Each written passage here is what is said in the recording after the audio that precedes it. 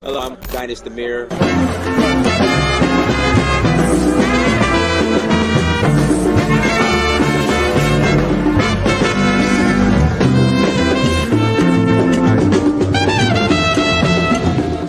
So I reached out to another friend of mine. I said, look, I need to go on vacation somewhere. Where should I go? He said, go to Africa. And not only am I going to go, I'm going to explore a new country. So I went to Tanzania, South Africa, Namibia, Mali,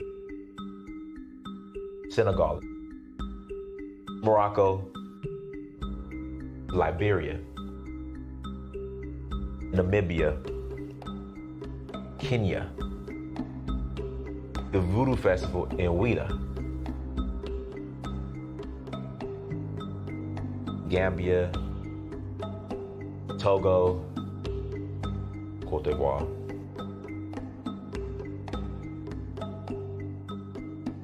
Sierra Leone, Ghana, Nigeria. It's been a beautiful experience, just learning more about our culture, our indigenous culture. So Uhuru means freedom in Swahili. I'm in search of my roots. In finding that, I would experience my Uhuru, which is freedom.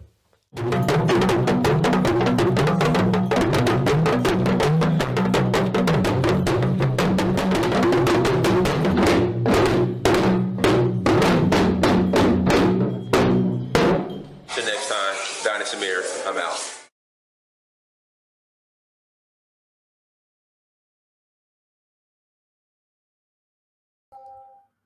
Peace, family. I hope all is well. I hope your Friday is going well, guys. Do me a favor, hit the like button again. Please hit the like button. Also share and subscribe and visit. Shout out to young grandpa. Let's wrap, young grandpa. I have no problem answering your question offline. Let's stick to the topic. But young grandpa, send me an email. Go to searchforuhuru.com and send me an email. I have no problem answering your question. But guys, do me a favor, hit the like button. Also make sure you share and also make sure you subscribe. I greatly appreciate it. Just want to thank everyone for the support. Before we get started, make sure if you have not bought the documentary, again, if you have not bought the documentary, In Search of Uhuru, please go and buy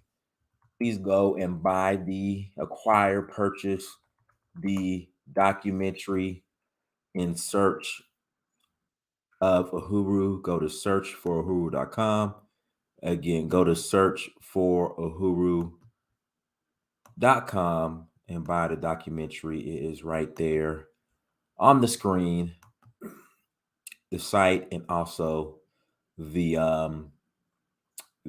site is also in the chat room, and it'll also be in the comment section as well. So make sure you visit searchforuhuru.com. Again, make sure you visit searchforuhuru.com and buy the documentary. Again, and buy the documentary. Everyone, tours, we have a couple spots left. Again, we have a couple spots left. We are rolling to Sierra Leone. Again, we are rolling to Sierra Leone, November 20th through December 3rd. Again, November 20th through December 3rd, we are rolling to Sierra Leone. And citizenship is available to those who qualify. Where's my Sierra Leonean passport? It's right here. Citizenship is available to those who qualify. And that's my Sierra Leonean passport right there. So go to danfo.africa, danfo.africa. Again, danfo.africa to learn more. We have a couple spots left. I got room for one or two more people, for sure one. In fact, we'll just say one more person. I have room for one more person. And I would love for you to join us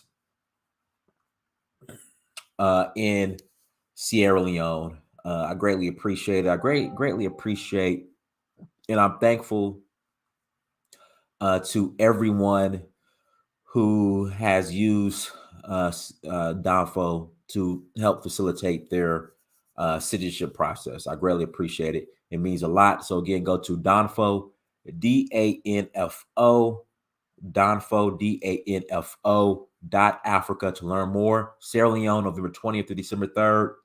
Citizenship is available to those, citizenship is available to those who qualify. All right, let's jump into the topic. I'm going to open up the lines here in about 30 minutes. You know how we do it. You guys are more than welcome to call in. Again, you guys are more than welcome to call in. Have you guys seen the video yet? The no voting, no Vuckin, Vucking. See, I'm not cussing. No voting, no Vucking video. Have you guys seen that yet? So listen, I'm gonna pull the video up. It's very cringe, so we won't watch the whole video because it's too cringe. And then I'm gonna get into the Herschel Walker situation. Now, how can I put this? So certain revelations have came out recently in regards to Herschel Walker. I would like to know the name of the actual woman. And these revelations could hurt Herschel Walker. And I think he's kind of down. He's somewhat down in the polls. And I know people are asking Dynas, how is this no voting, no fucking video? How does that correlate with Herschel? Guys, I'm going to play the video. This is my theory. And, my ears are to the streets. Again, my ears are to the streets. You have a segment of Black society who is so outraged over this video, the disrespect over this video. You have a certain segment of demographic of Black society who are like, why? You don't see this. You don't see the Democrat Party engage Hispanic voters this way, Hasidic Jews in this matter. They don't engage Asian voters in this matter. Right. The lack of respect is crazy. So you have a segment of society who's like, listen, we're to the point now where either we're not voting or we're voting Republican Party. Because the Democratic Party is on that BS. Again, because the Democratic Party is on that BS. So we're voting Republican or we're not voting at all. Now, Herschel has some ground to make up. He does. Because the revelations were a lot.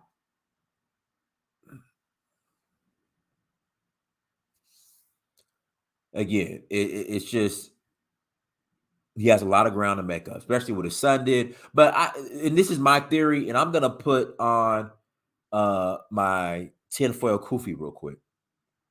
It's very odd that all of this comes out 1 month before the election. And I hope people see through that. It's very odd that these revelations come out 1 month before election day, when Herschel was with his son. Herschel's son was endorsing his father. Everything seemed cool. Then all of a sudden, 1 month before election, boom, floodgates open. The October surprise is nothing new. Okay, I guess. Boom, floodgates open. It's very odd. And I think a lot of people are going to see through that. And the thing is, well, Herschel, he's anti-abortion, but he paid for an abortion allegedly. It probably happened, but that was back in 2009. That was 13 years ago.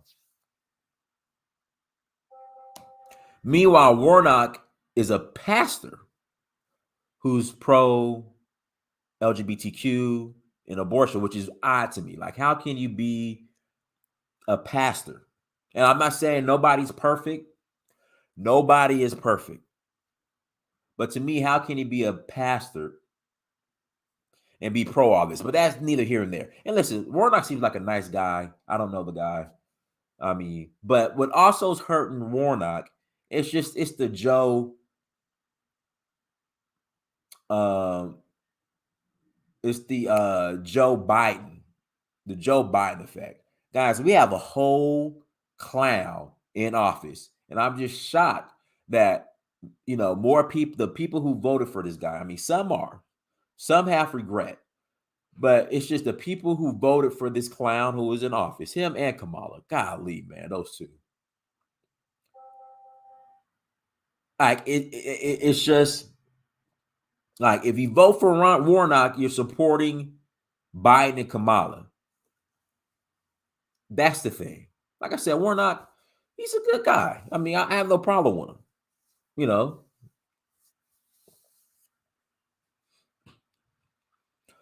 But again, you have the Biden effect. Okay, so we got to remember the Biden effect, because Biden is doing a terrible job. And then we have what happened to Herschel.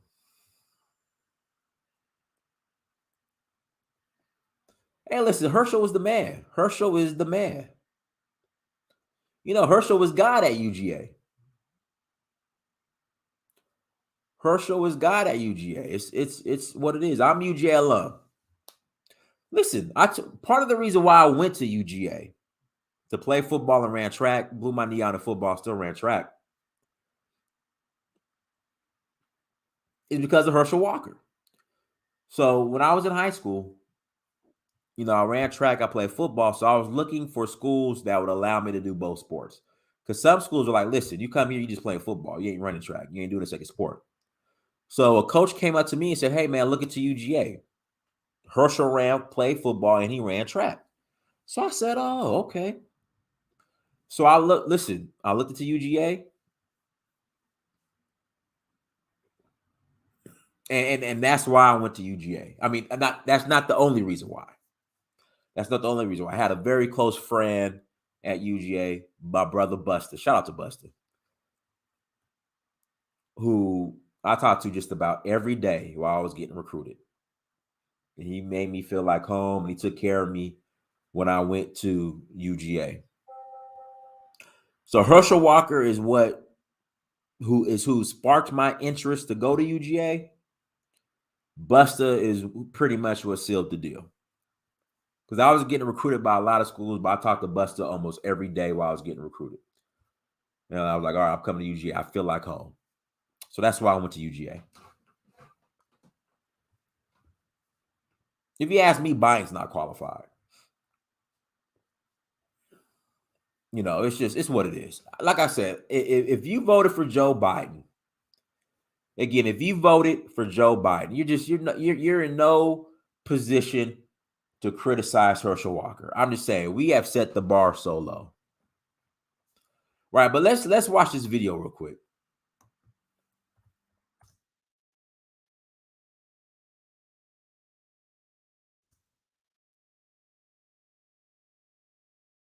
Oh God, guys, prepare yourself. I mean, this is it's cringe, it's embarrassing. And like I said, I think there are a lot of Black people who are so tired of just the flat out disrespect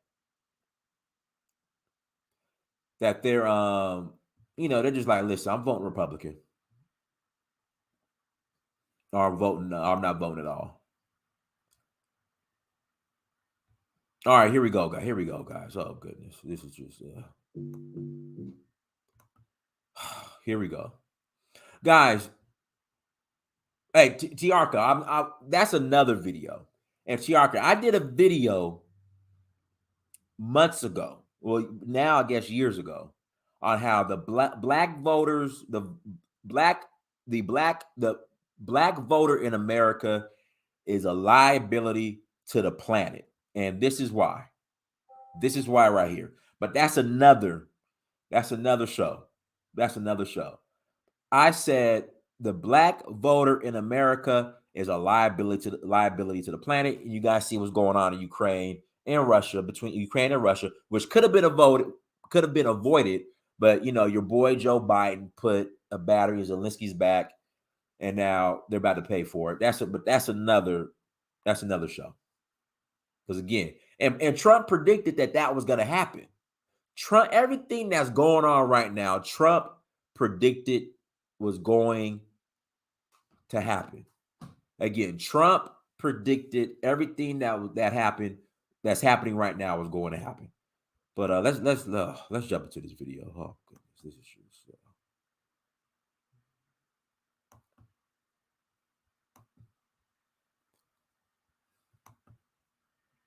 Oh man, here we go.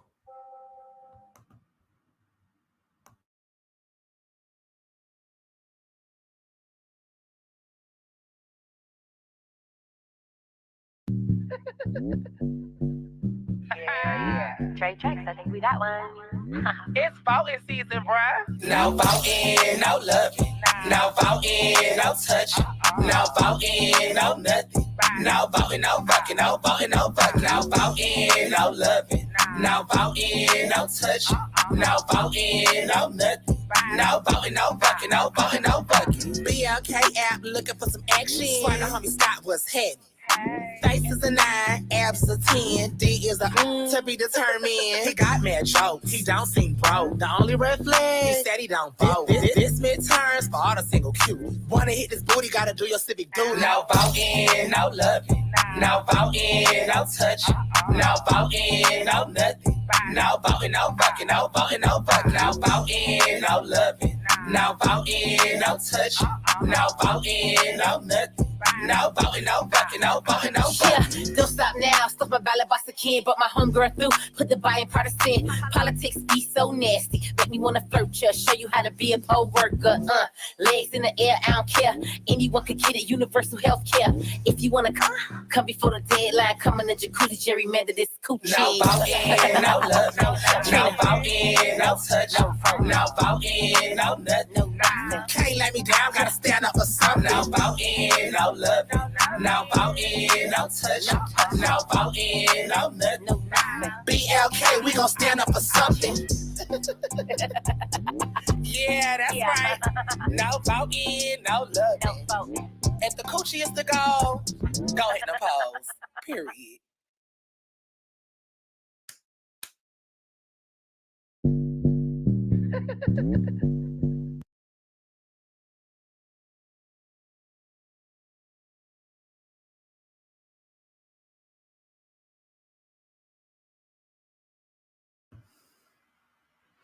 Yeah, that's what I'm telling you. I think, listen.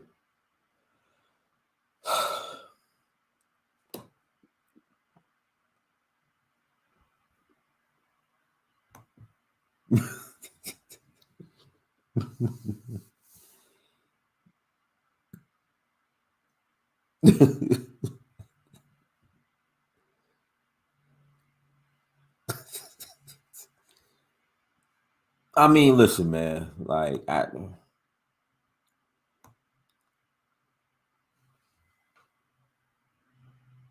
okay, but what about Saucy Montana? Where he from?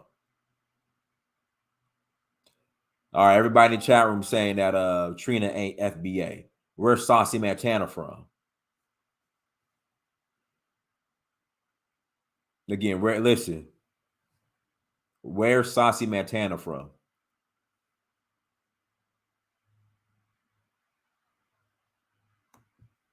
Where's Saucy Montana from?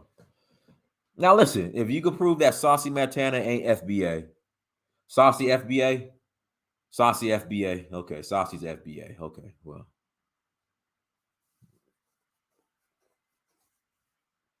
Anyways, man. Yeah, it really don't matter where you're from. It don't matter where you're from. But yeah, man, I mean, like I said, I think stuff like this is why Herschel got a shot. Because again, you got enough black people who are disgusted and disrespecting or just tired. I mean, it was this. Let me tell you how this progressed. I'm sorry, degress. Well, I guess progressed, but really degress. It started with Bill Clinton and with this saxophone. And when Bill Clinton played his saxophone on Arsenio Hall, right? And Black America came out like they did for Bill Clinton. They realized that, hey, listen, we got something here. These Negroes like to be entertained. It's like these Negroes they love to be entertained. We ain't got to offer them shit. Listen, they were like, we ain't got to offer them shit. That's what he said. Listen, we ain't got to offer them shit as long as we entertain them. The next came, your boy Diddy rock the vote or vote or die or some shit.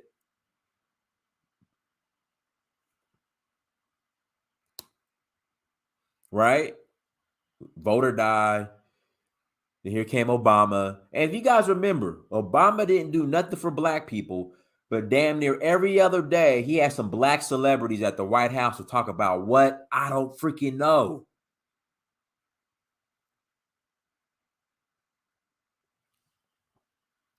Again, yeah, my president is black, my Lambo's blue.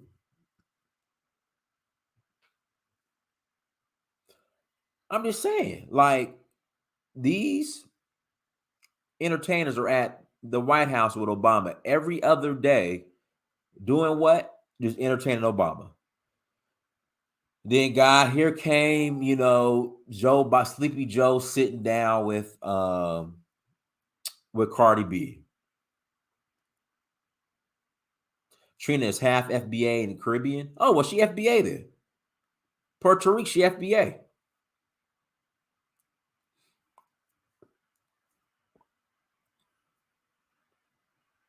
If Trina is half FBA, she FBA. Unless y'all moving the goalposts again.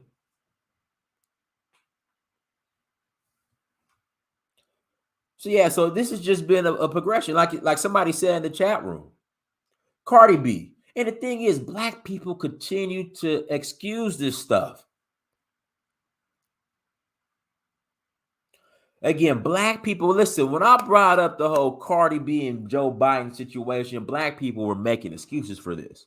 I mean, but what are they saying? They're saying that there aren't any intellectuals that they said they would rather pick an entertainer. This is what they're saying to you guys. This is what they're saying to you guys. We would rather pick an entertainer.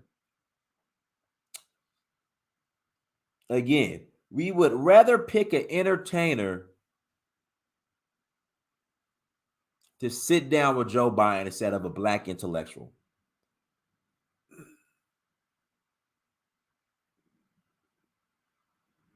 That's what they're telling you. So again, there are a lot of black people who are like, listen, after this, I'm not voting, or I'm voting Republican.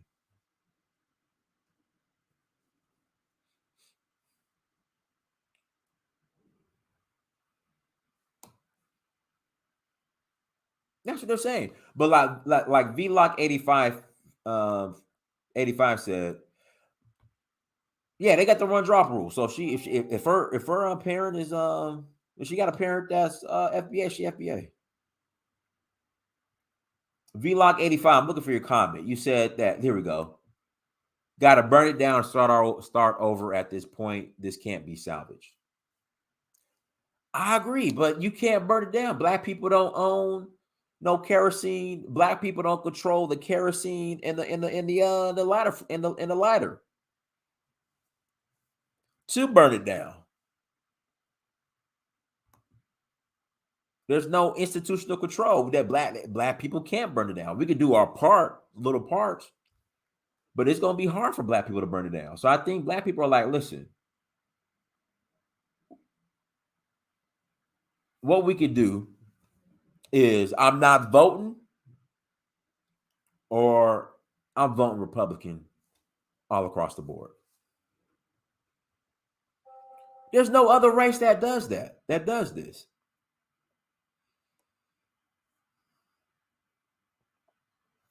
There's no other race of folks that do that will accept this. But V like 85, I agree with you. Got to burn this. You got to burn it down. You got to just burn it down.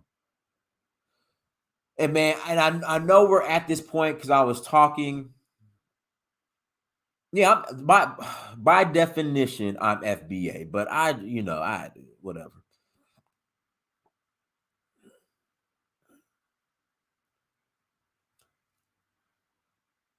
I was talking to a close friend of mine. You guys know, I'm not going to say his name. We were having a conversation yesterday. And he's always been on that, Dynast, why you down to our people? Why you talk about our people like that? Dynast, man, these are my people. Dynast, man, I love my people, Dynast, my family from here, and my family roots here, and that, this, that, and other. He told me yesterday he gave up. After he seen this, he said, I quit. And he said Black America will be done in 15 years. And I agree. I think it'll be more like 10.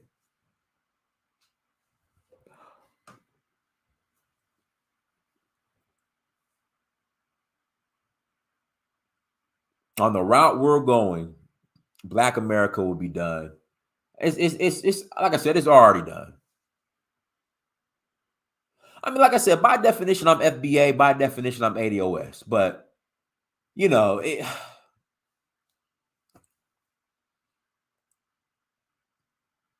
I said, like he said Black America will be done. He told me, he said, Donnie, that Black America will be finished in 15 years. And coming from him, I was like, whoa, okay. Because he's the one, like, listen, I'm Black American. This is my land. This is where I come from. I'm a country boy. This is me. This is who I am. This is what I do. My grandfather, and, this is who I am. I'm not giving up on my people. Finally, yesterday, he said, he was just like, so that's the point I'm trying to make. Like, Herschel might still have a shot because you see Black people seeing this. But what kills me, this is the problem I have with a lot of my Black Democratic liberal friends. Y'all won't call this shit out. Don't you guys notice the so-called Black talking heads? They're so focused on Kanye West and his t-shirts. Again, they're so focused on Kanye West and his t-shirts. They are completely ignoring this right here. This is an embarrassment. Don't you notice that?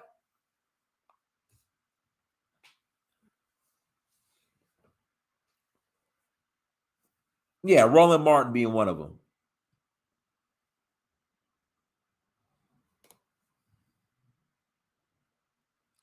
Again, they are so focused on Kanye West, but they're completely quiet on the no voting, no vote. I mean, this is an embarrassment.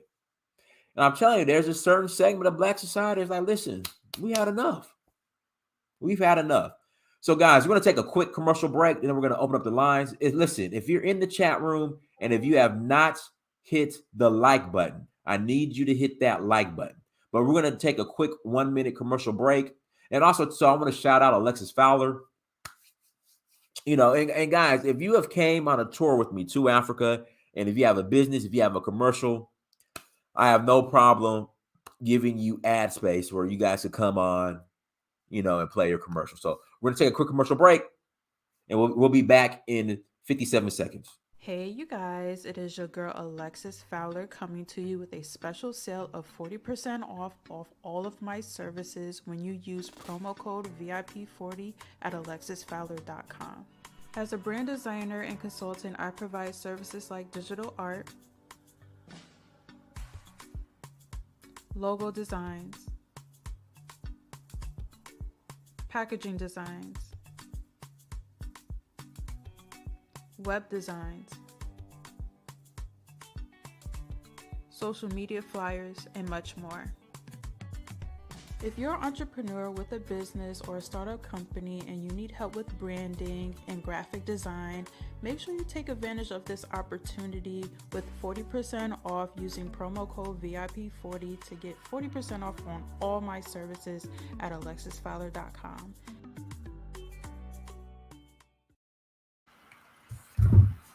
All right, guys, links in the chat room. If you're going to call in, please click on the link and add to the conversation. Link is in the chat room. Okay, Rico G. Here we go. You got to connect your device, brother. No, black. Okay, black. Okay, so there's a certain segment of, I guess you would say, black intellectual society that for some reason when stuff like this comes out, they're not saying nothing. Roland Martin's one of them. You know who it is. Rico G, go ahead. Hey, good day to you, Don. How you doing, bro? I'm good, man. How are you? Just fine, man. Just fine. I agree with you, man, on this foolishness. With the Saucy and Trina. And the point at what you said your buddy has said. Dr. Claude Anderson said this. What maybe like he said by 2018 or somewhere in that realm, Black Americans will be a permanent underclass.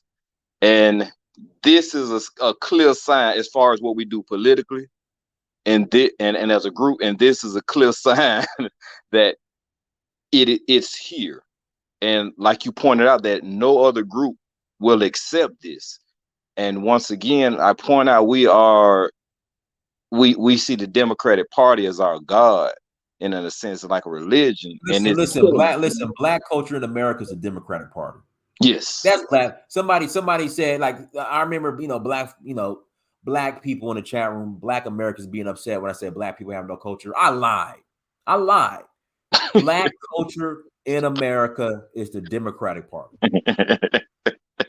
I don't agree 100%, but you do have a point. And it's crazy. It's the disease of that is spreading to our Black immigrant family. And the reason why I say this is because, I'm from Alabama, but I'm here in South Florida, in Miami, and you still have regardless of what Joe Biden did as far as deporting our Haitian family, like within a day, sending them back home on a plane. Our Haitian family here, they still support the Democratic Party and Joe Biden. It frustrates me to hear that. So it's like I just don't get it. I don't know. Yeah, man, it's unfortunate, guys. Links in the chat room, but yeah. So, guys, I apologize. I mean, if you would define culture, the Democratic Party. Oh, here goes Kala. Let's bring Kala on. Kala Thanos. Yeah, what's going on, man? Well, hold on. I got. First of all, I got to acknowledge my brother Fitzgerald Steve is in the chat room, so I got to acknowledge him real quick. Hold on, Fitzgerald. Hold on, Fitzgerald. Fitzgerald's in the chat room, you guys. I gotta acknowledge Fitzgerald just to remind him who the national champions are. Okay, gotta remind Fitzgerald. Okay, hold on one second. Let's bring everybody back on. All right, go ahead, Colin. Yeah, it's just saddening what you see right now. And everybody, when I came on your show 4 years ago, I talked about deadly clowns. I talked about the neo-minstrel age. And lo and behold, I was vindicated, right? This is exactly what they think of Black people, that they can bring up buffoons. That's Trina, right? From Trick Daddy. That's yeah, her, that's right? Trina. Hey, no, Ned. She's washed up.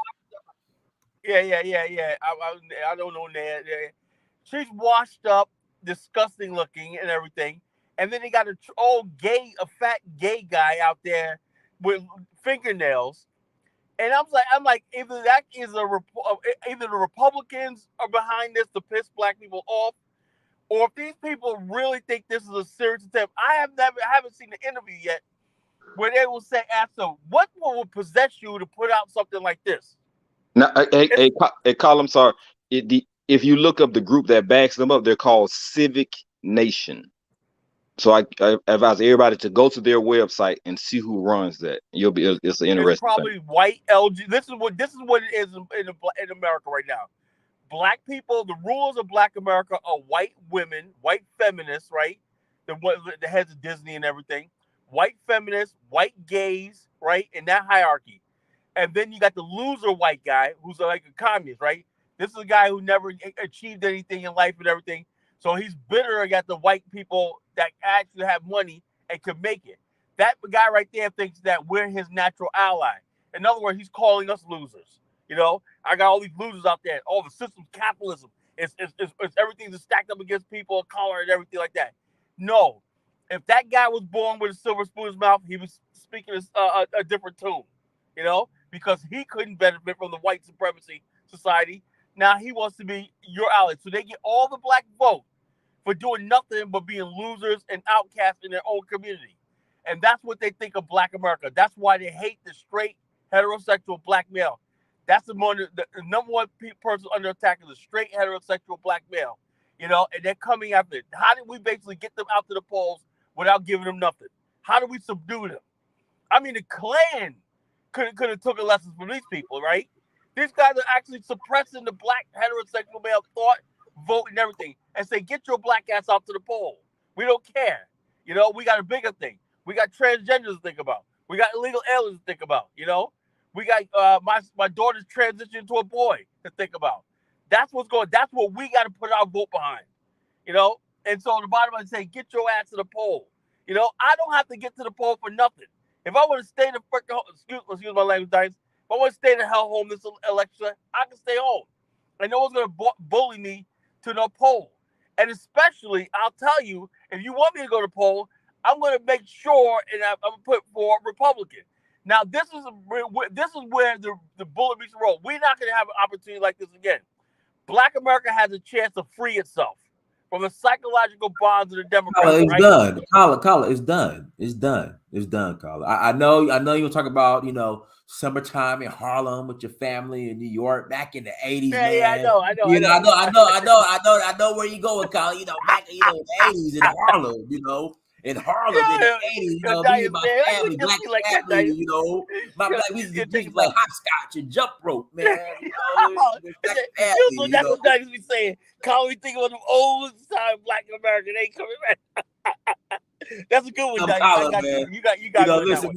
Whenever we start talking about Black America, man, come on, Colin. I mean, come on, I mean, black. You know, hopscotch and double check this out though. You know, double dutch. You know, the summertime in Harlem. That is going off, man. I like it. Yo, check us out, Dinah. Check us out. There's Black America, which still exists, and there's Black America X, right?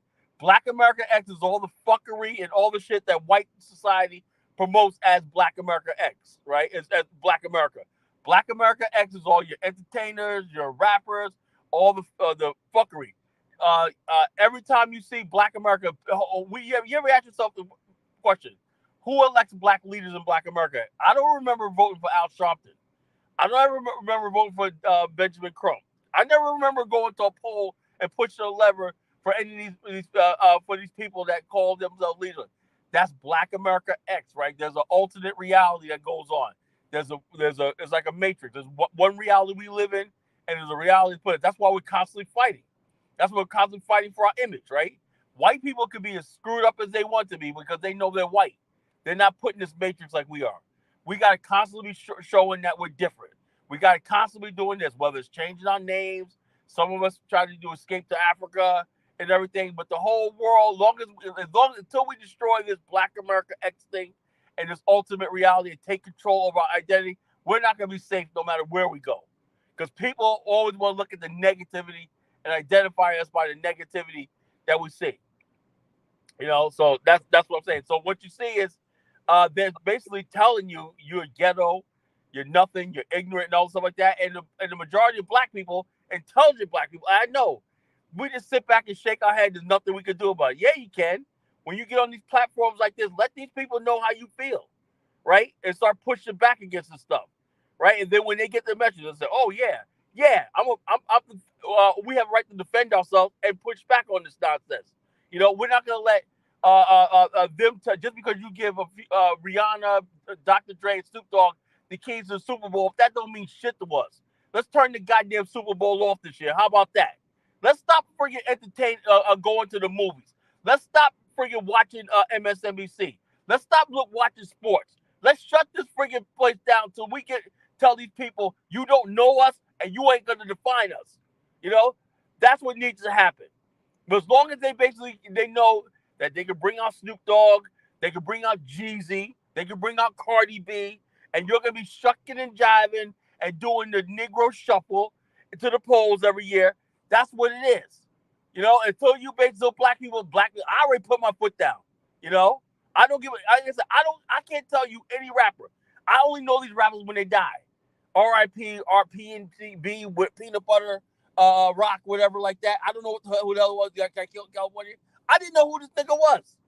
You know, I've completely shut myself off from the Black America, the Blackistan, and the Black America. You know, the Blackistan can go to hell. You know, and anybody tells me who I got to vote, I'll throw them off for a 10-story building. You know, I mean, I'm dead that serious. These Negroes have no credibility with me whatsoever. He said peanut butter rock. I don't know who the nigga was. Oh, he got killed in California. R.I.P. Who was he? I never heard of him. You know? I never heard of him. Hey, but Colin, you know what's sadder about that situation, man, not to laugh. So PNB Rock, peanut butter, as you call him, was sitting down eating a waffle with his family. Yeah. In a black-owned restaurant. Right. Another black family came in and murked him. Yeah, murked him. And then you know what gets me is this, right? And I'm getting tired of, right? These people talk, well, check-in culture. Motherfuck the check-in. You have white people going out to LA and everything. They don't have to check in. They don't have to give the stuff like this. Dynasty, man, I know your show. I was gonna say something, but I don't want to get you flagged. You know. Okay, all right. You know what I think about these thugs and everything like that. What I would do if it was in my power. You know. Anyway, Dynasty, I gotta go. Love you, brother. I gotta go. I'll holler at you later. Get back to work. All right, for sure. Peace. Peace, guys. Listen, links in the chat room. Link is in the chat room. If you want to call in, please click on the link. Again, if you want to call in, please click in the link. Yeah, Colin, man, he's hilarious, man. And I want to add to the people that was behind that no voting, no whatever, no Vucking or whatnot. They're the same people that were behind the vax that thing up, to everybody ran and got vaccinated. They were behind the booties to the poll. They like, and of course they are a Democratic, interest group. So, and that, like Colin mentioned, just to point out, that shows how they see our political IQ and the things that are important to us, which is booties, chicken, and sex. Man, goodness. Guys, hit the like button again. And also, link is in the chat room. So somebody in the chat room, I can't believe I actually agree with everything Colin said. Colin was right. I knew Colin was about to bring up man, back in Harlem, man. Back in Harlem, we used to have the barbecue and, double Dutch, man. Black culture, man. Come on, man. We got black families, man. Double Dutch and hopscotch in Harlem, man. Back in the day in Harlem, I used to go down, and I used to go down to North Carolina, with my grandfather, man, on the farm, Yeah, kids don't go outside and none of that anymore. Man, black culture, man. Yeah, where's Kamala? Kamala's somewhere. I don't know where Kamala is, man. Kamala's somewhere hiding, man. Yeah, I think they told her to go back in the basement. You know, after she after Black Girl Magic. Yeah, I don't know what's going on. But guys, links in the chat room again. Link is in the chat room. If you want to call in and add to the conversation, please click on the link and also hit that like button. And tours. Listen, we're rolling to Sierra Leone in November 20th through December 3rd, November 20th through December 3rd, November 20th through December 3rd. We are rolling to Sierra Leone. Citizenship is available to those who qualify. Citizenship is available to those who qualify. Oh, Sim Police, call in. Sim Police. Click on the link and call in. Sim Police. Link is I'm still going to Benin. Going to Benin in January. Going to Benin in January. Go ahead, Rico. So, Don, let me ask you a question, bro. You know you're frequent in Africa and the motherland and whatnot. What do you see? Do you see any parallels as far as the political campaign to Black people here in America compared to over in certain countries in Africa? Do you see any parallels? Yes and no. Like this shit we see right here, no voting, no fucking. You won't see that in Africa at all. They don't play that shit. Like you will not see that in Africa. Get vax that thing up. Here we go. In fact, no, I don't. And the reason why is when it's time to have political discussion and discourse, celebrities aren't in the conversation as much as they are here in America in the Black community. Okay, because and Malcolm X pointed that out. Of course, when he was alive, how he mentioned that we're the only group of people in America that have celebrities speaking for us politically. Even though I know Harry Belafonte and Jim Brown, they had good intentions or whatnot, but he spoke about we're the only ones where our entertainers are the ones that speak for us when it comes to demanding change and demanding things. And he was a prophet in that sense.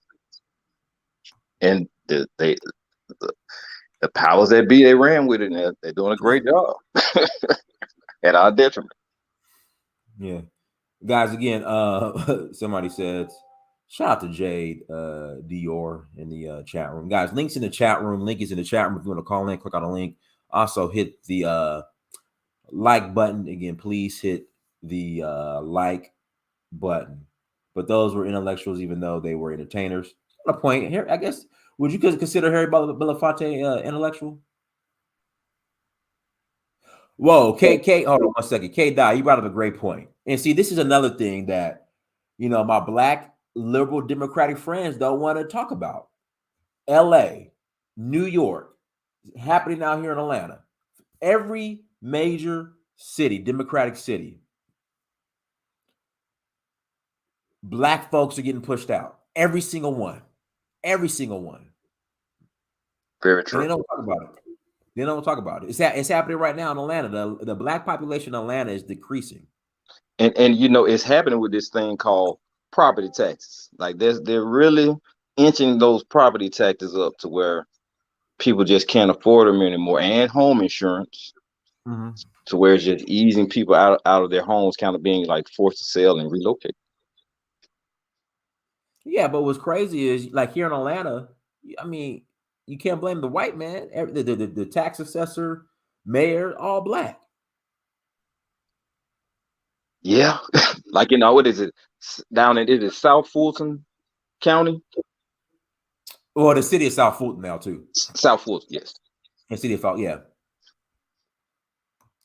Gas them up. Go ahead.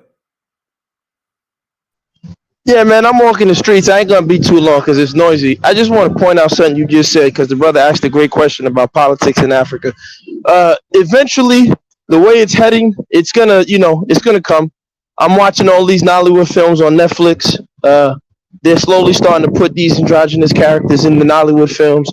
They're always presenting the African male as abusive.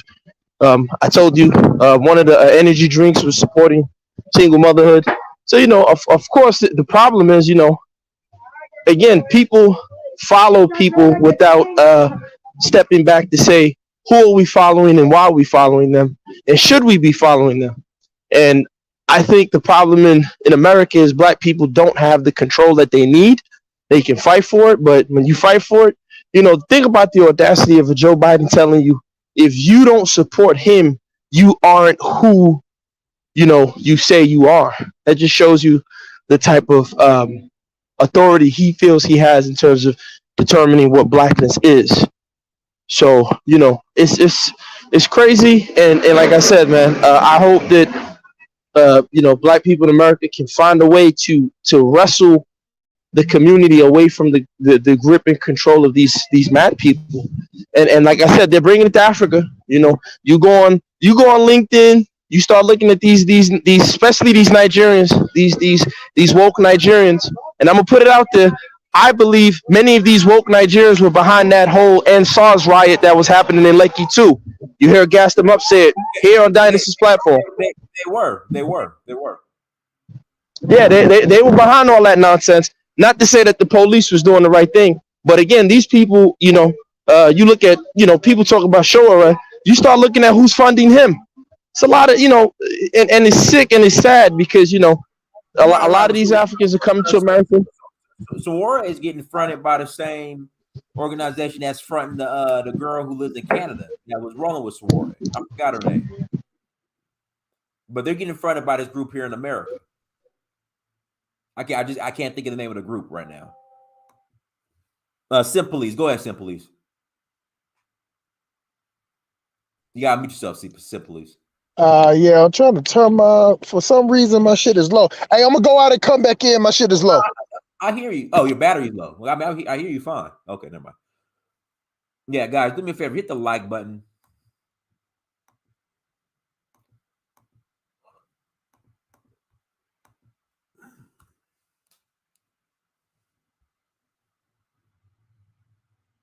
Guys, links in the chat room. Link is in the chat room if you want to call in. And Dennis, I want to add this for the people that have never seen it. Look at the movie Black Dynamite with Michael Jai White, and I think it was written by Aaron McGruger. There's a scene where it shows how black people are just so easily distracted when it comes to like political facts and like bettering ourselves. So everybody check that movie out. It's called Black Dynamite. All right, we'll check it out. Simpolice, go ahead, Simpolice.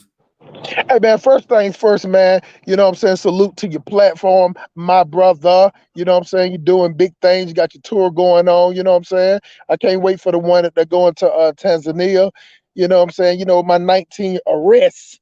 You know what I'm saying? I don't know if I'm gonna make it to Sierra Leone, but you know what I'm saying? I appreciate everything you're doing, man. Checked out your website and I checked out the documentary.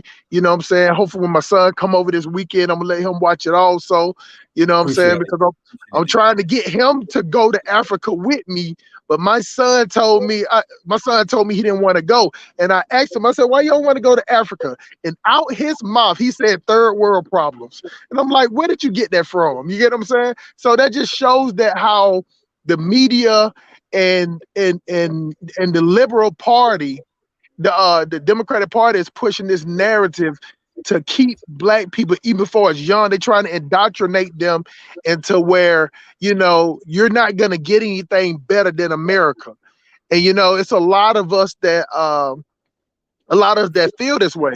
And so there we go with the with the top of the day. And you know what? I was shocked when I heard Kala going in because, it takes a lot to get certain black people that love black people and you see the good in black people. You want to see black people doing good, but it's one of those things to where how many times, you know what I'm saying, that you're gonna let somebody shit on you.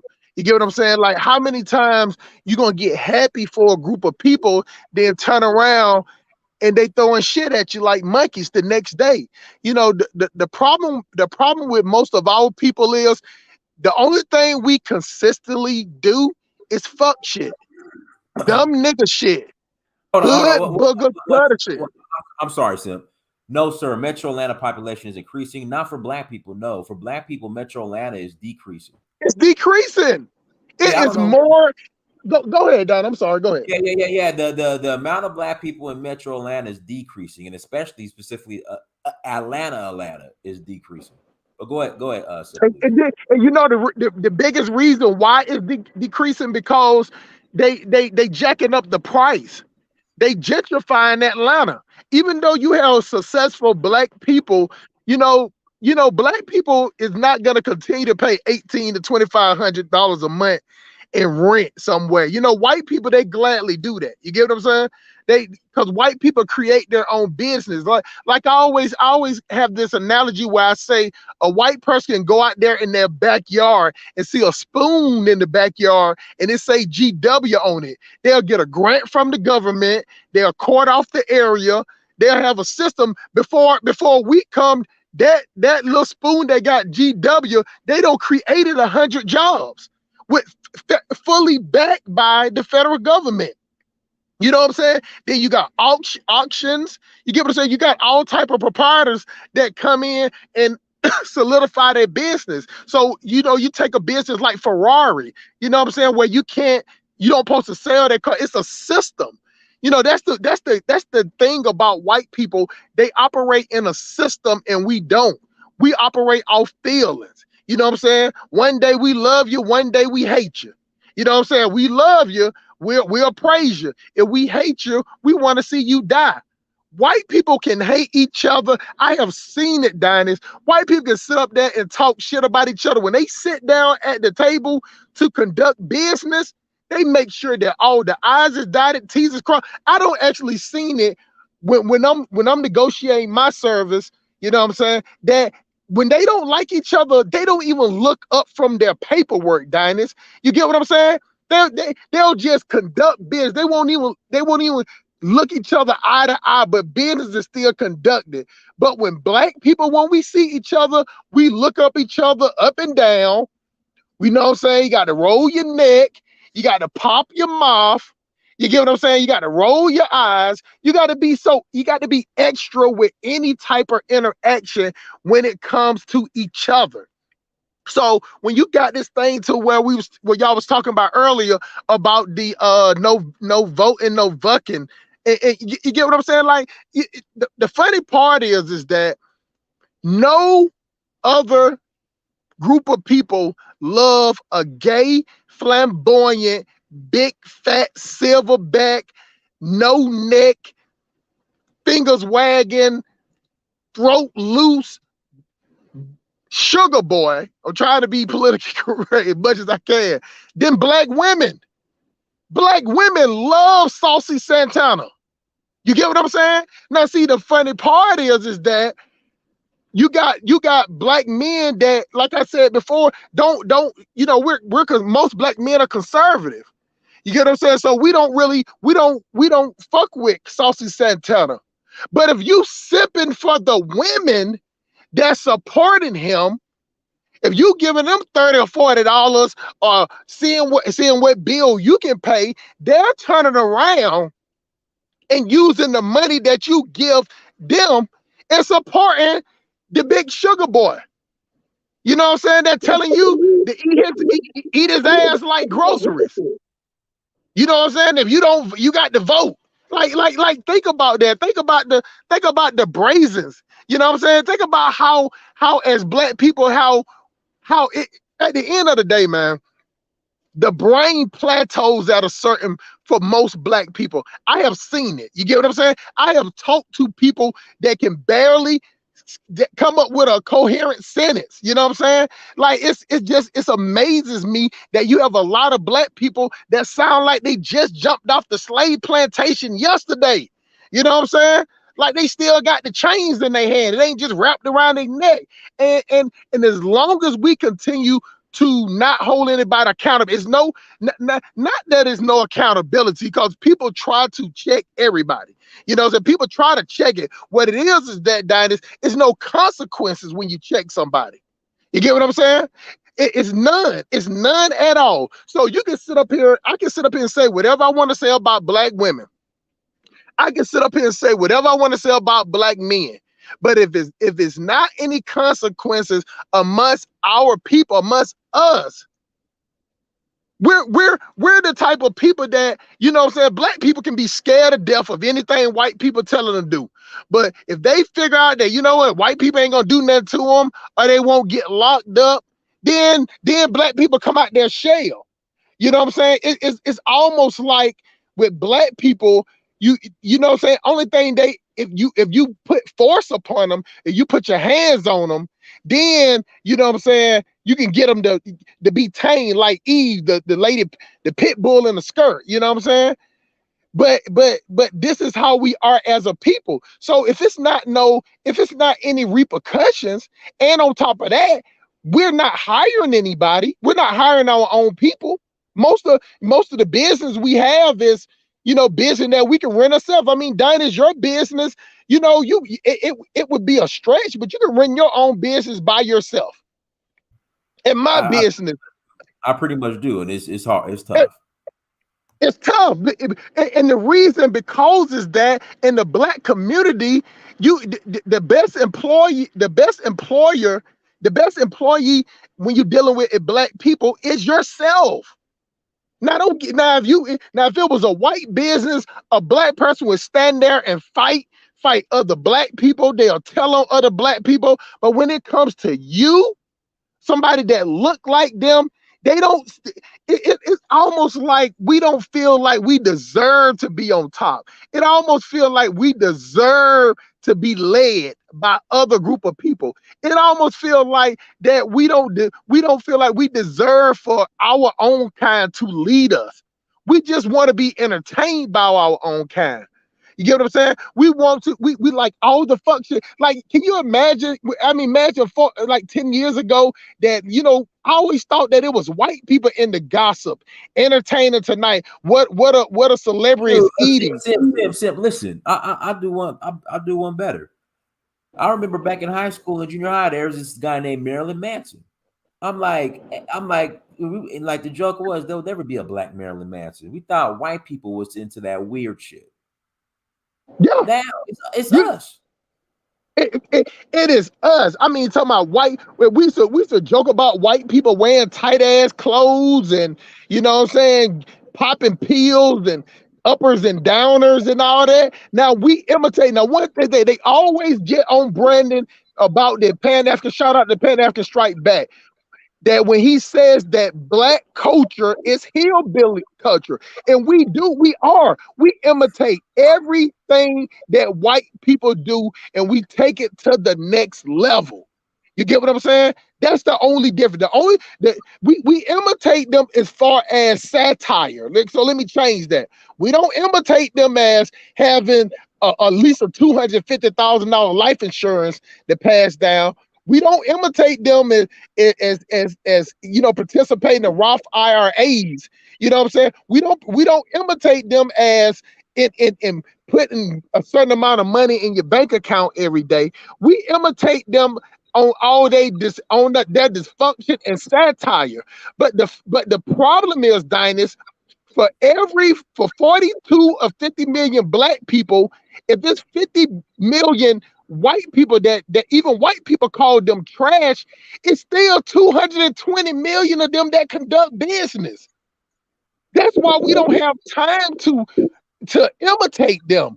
And it's always shocking when I hear men, especially black women, always saying that, you know, white women want to be like them. But every day you go to the beauty supply, it's a black woman in there pointing at a hair that look just like a white woman. It ain't, black women don't go into the beauty supply store and say, give me that Pukanisha, that Trishan, that LaShonda, you know what I'm saying? That LaDonna special. They want to be the black Kardashian, the black Harley Quinn. You get what I'm saying? They want to dress up like the mom from Incredibles. What her name was? Miss Elastigirl. They want to dress up as the Incredibles. You get what I'm saying? Like this, and this it shocks me when black people as a whole, we think like we have something amongst ourselves. I even heard Puff Daddy was saying, well, you know, Black Lives Matter was our thing. Well, how can two words be our thing? How can something that you don't own? I mean, believe me, Puff Daddy is way more money than me. I probably never had that much money in my life. You know what I'm saying? But just to show you that a person is that saying your money don't gather money don't garner intelligence all the time. Stick to dancing, stick to stealing people money. But to sit up there and say a slogan is our thing when we sell everything, you got all these millionaires in the NBA, and they make sure that they have somebody that don't look like them handling the business because we don't trust each other. But I'll pass the mic though, man. Simply, let me ask you a question, bro. Go ahead, man. How much of that do you feel that is, first of all, I say exposure, and also you being from the A, and you seeing how black leaders at the time, people gonna be like, oh, that was 30, 40 years ago, like Maynard Jackson, the mayor in Washington D.C. I forgot his name back in the days. He the crack smoker. Yes, yeah, right. It's sad is what he's known for, but yeah, him. You had like Larry Langford in Birmingham, Alabama. Like these Marion Barry, yes. And these leaders, and I'm pretty sure it was maybe in a couple other states, these leaders made sure that black businesses thrive. And personally, I can't explain what happened to put us into position to where we are now, to where all of that is gone overnight. It's entertainment. Like entertainment black people have took entertainment to another level. The Shade Room has become the new TMZ and Entertainment Tonight. You get what I'm saying? Like I can say, man, you know what? I was watching the old show Dynasty. They used to come on back in the days. The Shade Room would be like, was he throwing a shot at Dynasty Amir? You get what I'm saying? Like, and you'll have 30, 40,000 people just having a conversation about nothing. And you can shocked on how easy it is to assume. And black people don't want to do that. Black people don't want to do that. Black people don't want to be responsible, because if black people have business, if majority of black people start having their own business, they don't have time for fuck shit. They don't have time for fuckery. See, we appreciate white people for keeping the infrastructure good. We appreciate them for keeping the roads together because we don't want to do it. We appreciate them for keeping the sanitation together because we don't want to do it. We appreciate them for building skyscrapers because we don't want to do it. You get what I'm saying? So it allows us to do the minimum. It allows us to do the minimum. And I'll be the first person to tell you it comes from the original fuck niggas, which is the Africans. If you go to Africa and watch how they develop, you get what I'm saying? Like, if you left it up to just black people, Africa wouldn't even be. It's shocking that it's people that come from other countries that are building airports. People from other countries come in building railroads in Africa. Black people wasn't doing that. Now they get the black people coming there and work for them under the supervision of another group of people, but it's not a black person drawing up this plan, buying the equipment, and having that done. See, the difference there between other group of people, and I watched this with the Mexican people, bro, is that when the Latinos go to a job site, sir, they out there spending the night there. You get what I'm saying? Simply, I'm telling you what. I don't mean to cut you off, bro. I'm sorry. No, go ahead, my brother. When I tell you on point, because I'm down here in South Florida, and I see it, and I see unqualified Latinos or Hispanics or whatnot with jobs that should be paying them high dollars. I'm talking about like contracts with like Fortune 500 companies. Yep. And one thing about, of course, South Florida is a large Hispanic community, Latino community, and regardless of, like, they don't speak a lick of English, as some would say, but for some reason, but they still look out for one another and put each other. They might fuck up a few times, but they gonna give them the opportunity to get it right, and all of a sudden they're building everything around the city. So I'm with you on that. I definitely co-sign what you just said. I mean, they're building with no certifications. Because you know why, my brother? Because one thing about Latino people, they'll sit there and I don't see Latinos in Atlanta sit around and just watch other Latinos work. You get what I'm saying? They'll just stand there. They're not getting paid. You know what I'm saying? They're just standing there getting the knowledge. But with black people, we have this stupid thing in the black community that's one of them stupid ass quotes. We're the kings and queens we're the dumbest kings and queens of quotes. A game is to be sold, not told. What type of stupid shit is that? So I won't help you unless you something, even a business that's not gonna compete against my business in another state, in another city, but I got to pay you, and on top of that, for you to just tell me something, like you're not gonna show me. You get what I'm saying? And this is how we are as a people. We have turned into a group of swindlers. We're addicted to entertainment. Black men are addicted to doing nothing, running around robbing, killing each other. Black women are addicted to strangers' hair from other countries. They're addicted to wearing leggings. They're addicted to shaking their ass. They're addicted to wanting to separate against black men. And I'm telling y'all, all y'all men that sit up here and want to sit for black women, if they gave black women, of course not all, but if you give them black women a choice to separate from black men to be their own black community, they would do it. It's black men that when you come up to a black man and say, hey man, we want you to be separate from black women. Black men will be like, hell no. But black women will separate because even black women have seen that it's no use to listening to black men. What do and for all y'all that sit up here and think that I hate black women, let me say this right now. Black women, you have no reason to listen to a black man. He can't hire you. He can't put you in a better situation. Most of y'all make more than a black man. Y'all have the Democrat Party on your side. Y'all getting news podcasts. Y'all getting everything. And now the black women have took over the rap game. But we supposed to be oppressing them though. We supposed to be, the black man supposed to be oppressing the black woman. Well, it's just like this, man. It's just like the greatest mind trick that the greatest Jedi mind trick that white people did was enslaved us, beat us, killed us, raped us, and then now they act like they scared of us. So just think about that, and they're the majority.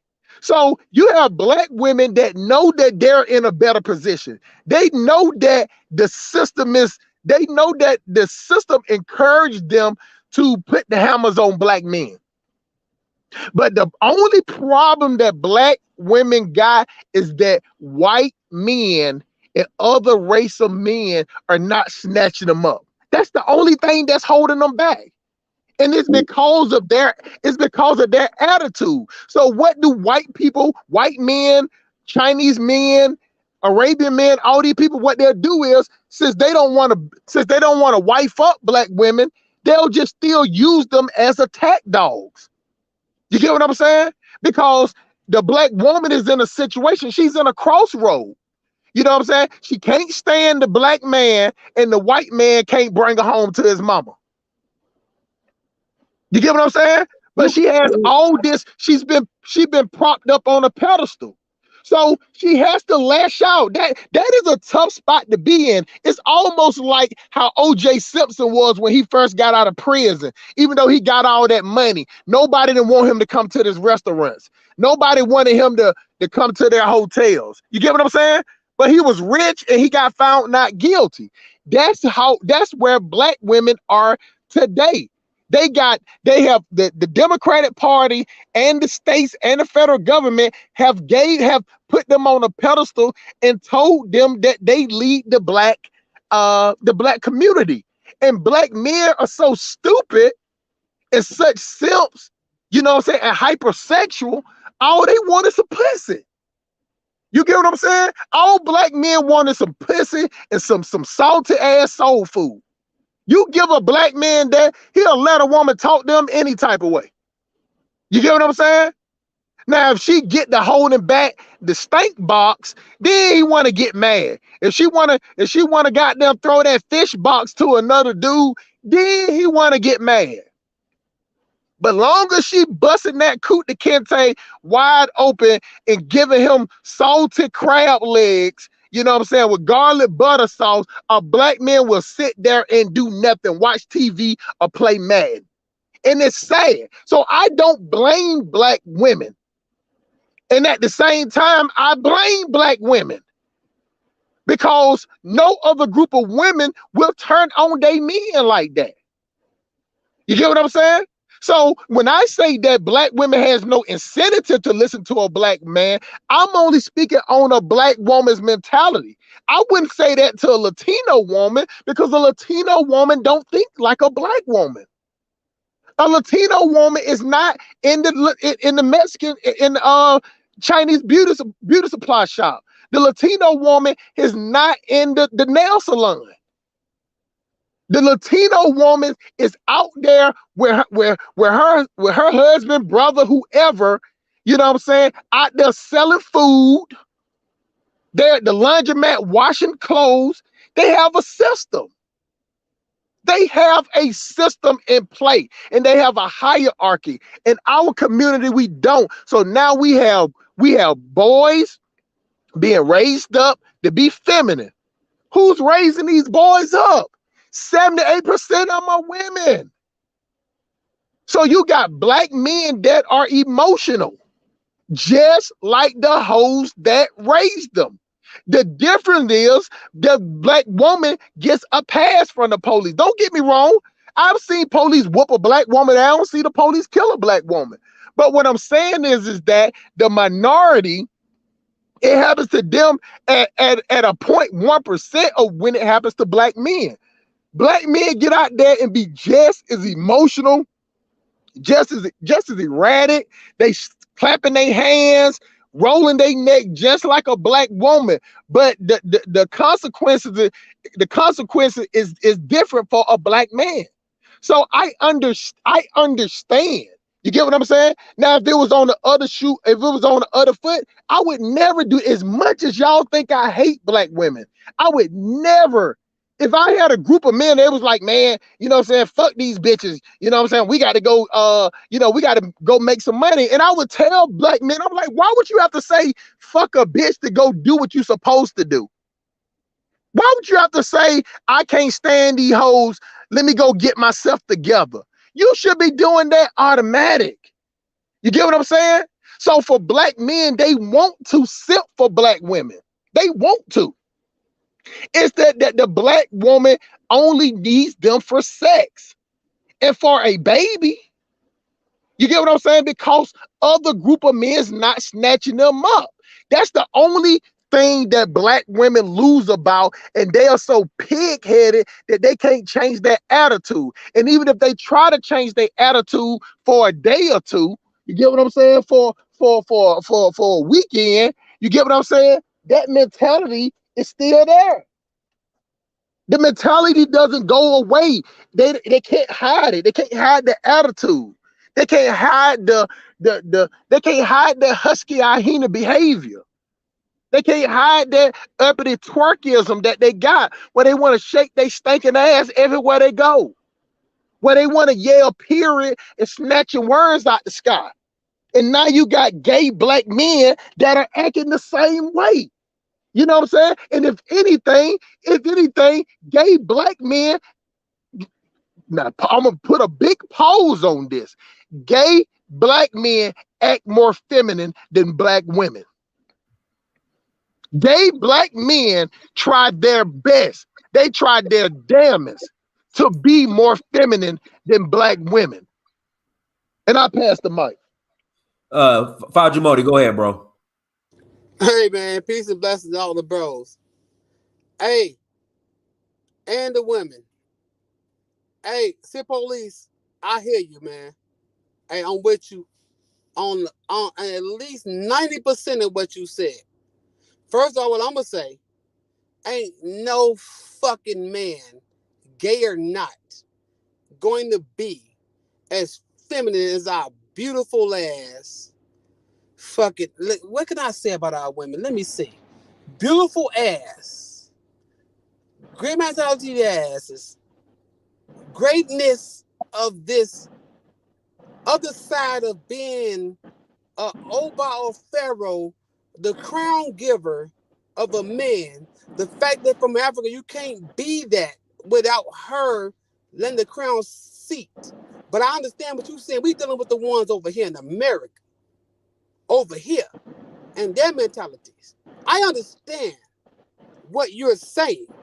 I'm with you on what you're saying when it comes to those. But when it comes to the world of women, I can't.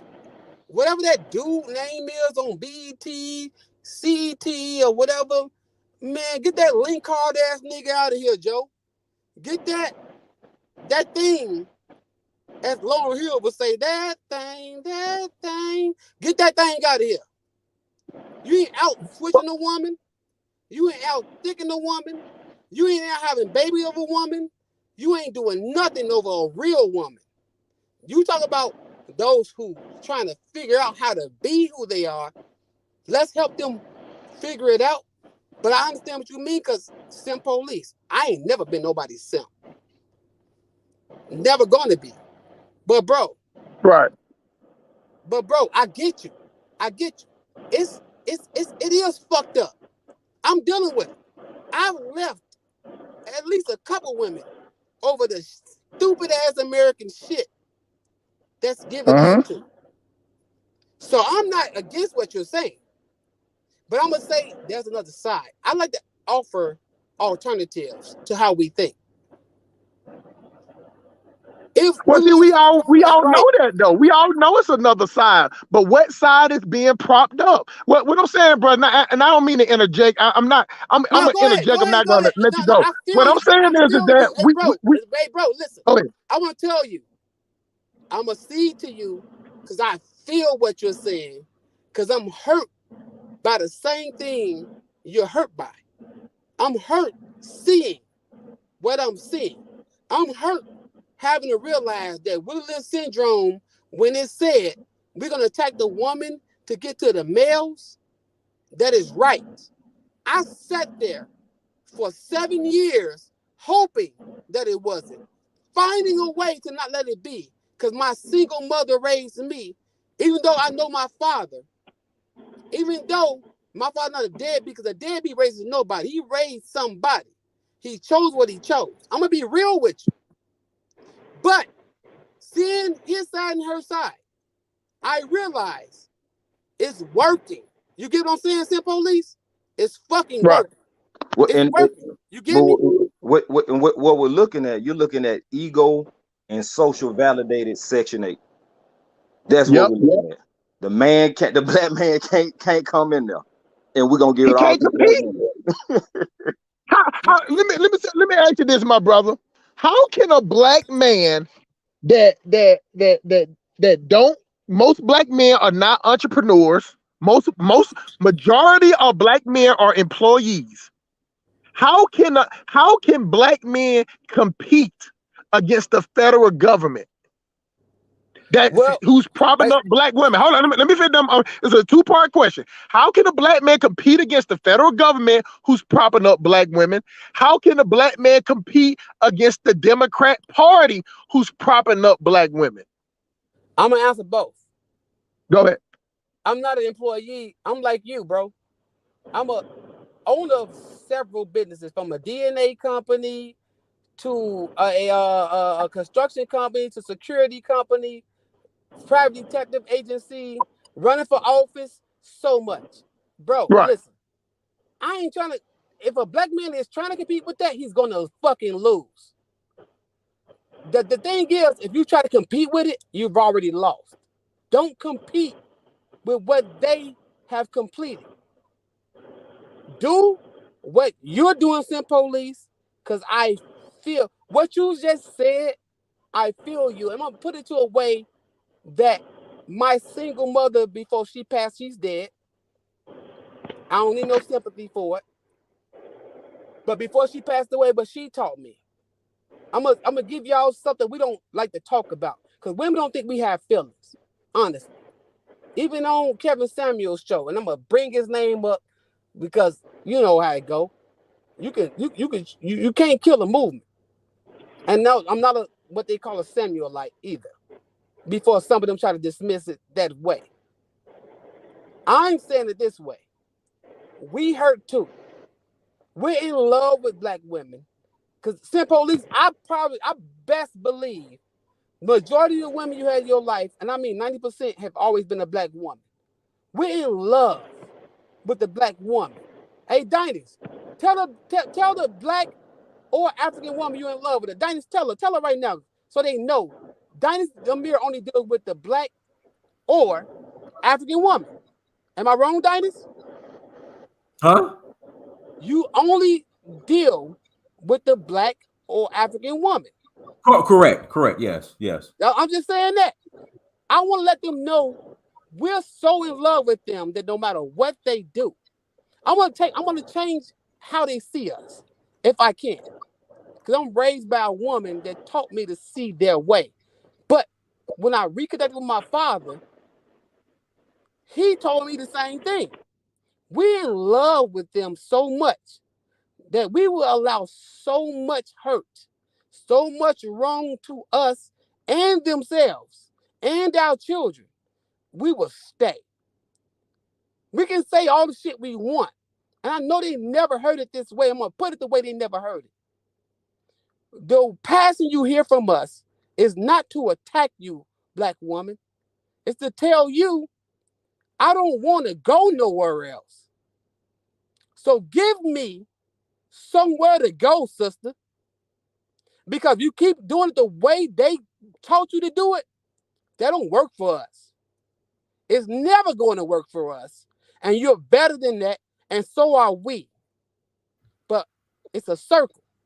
All right, let's Fatima, let's pass it to Timbo Slice because he's been waiting. my Go ahead, bad, Timbo. my bad. Yeah, go ahead, Timbo. Unmute yourself. Yo, Timbo, you got to turn off the playback. Yo, you hear me? Go ahead. All right. So I've been hearing the brothers and what they saying, and I agree with a lot of y'all. And not trying to ride on Sim Police, but I mean, what if it's designed for us not for it never to change? It only can be this way. I mean, it's designed. I mean, they don't want you to come up. I mean, if they showing you what they trying to do to China just for coming up, what do you think they gonna do to our black ass? They want it to be this way, and I seen that. I fought against it. I was like, well, nah, but they want it this way. Like we can't. Anything we build up here, it's just gonna get torn. They know that if it's an equal playing field, it's a wrap for them. You see what I'm saying? So it's like it ain't no other way but that way. You know what I'm saying? I mean, I don't want it to be that way, bro. I'm just saying. It's like, what's the alternative? Like, what, yeah, we need to come together, we build up our resources, then we do this. You think they're gonna let you have a separate government here in America? Hell no. It's gonna be their way or no way. You know what I'm saying? And they'll do it by any means necessary. I seen that. I'm looking at it over and over. You know what I'm saying? They don't even care. You had your knee on a black man's neck and he can't breathe, but then you'll go and pass a bill for a Chinese person?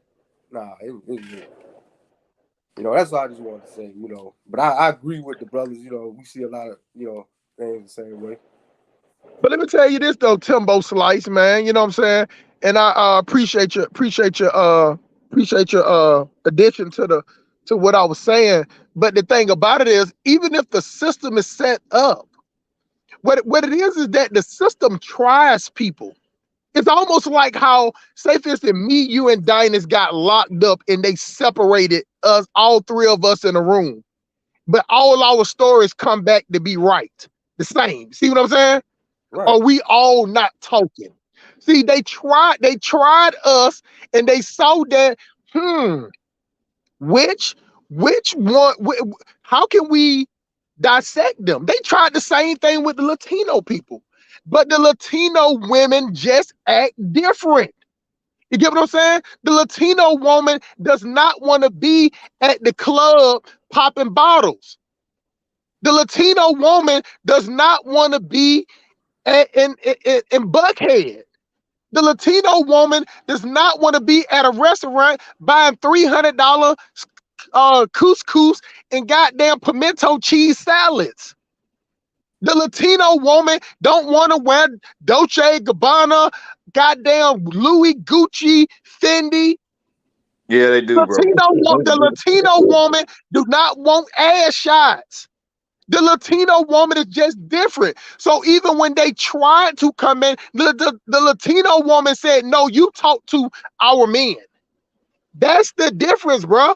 They tried them the same way. But when it came to our women, which is AKA Zaddy's woman, AKA the federal government woman, AKA the Democrat Party woman, she said, okay, yeah, the black man, he can go. So you saying I get to keep this apartment. You're going to give me free food stamps. And I can take his money and I ain't got to fuck him? Run that deal. And if he come over here acting a fool, I can get him arrested. I can get him fired from his job. And I can go down here to the child support office every 3 to 6 months and ask for an increase. Bro, the black woman took what I'm saying is, dog, the black woman took the bait and the other race of women didn't. That's why I put it on black women. For that reason only. They took the bait. The Latino women could have took the same. What I'm saying is the same law applies for Latino men the same way for black women. But it would take the Latino woman to go against the Latino man. And that's not happening.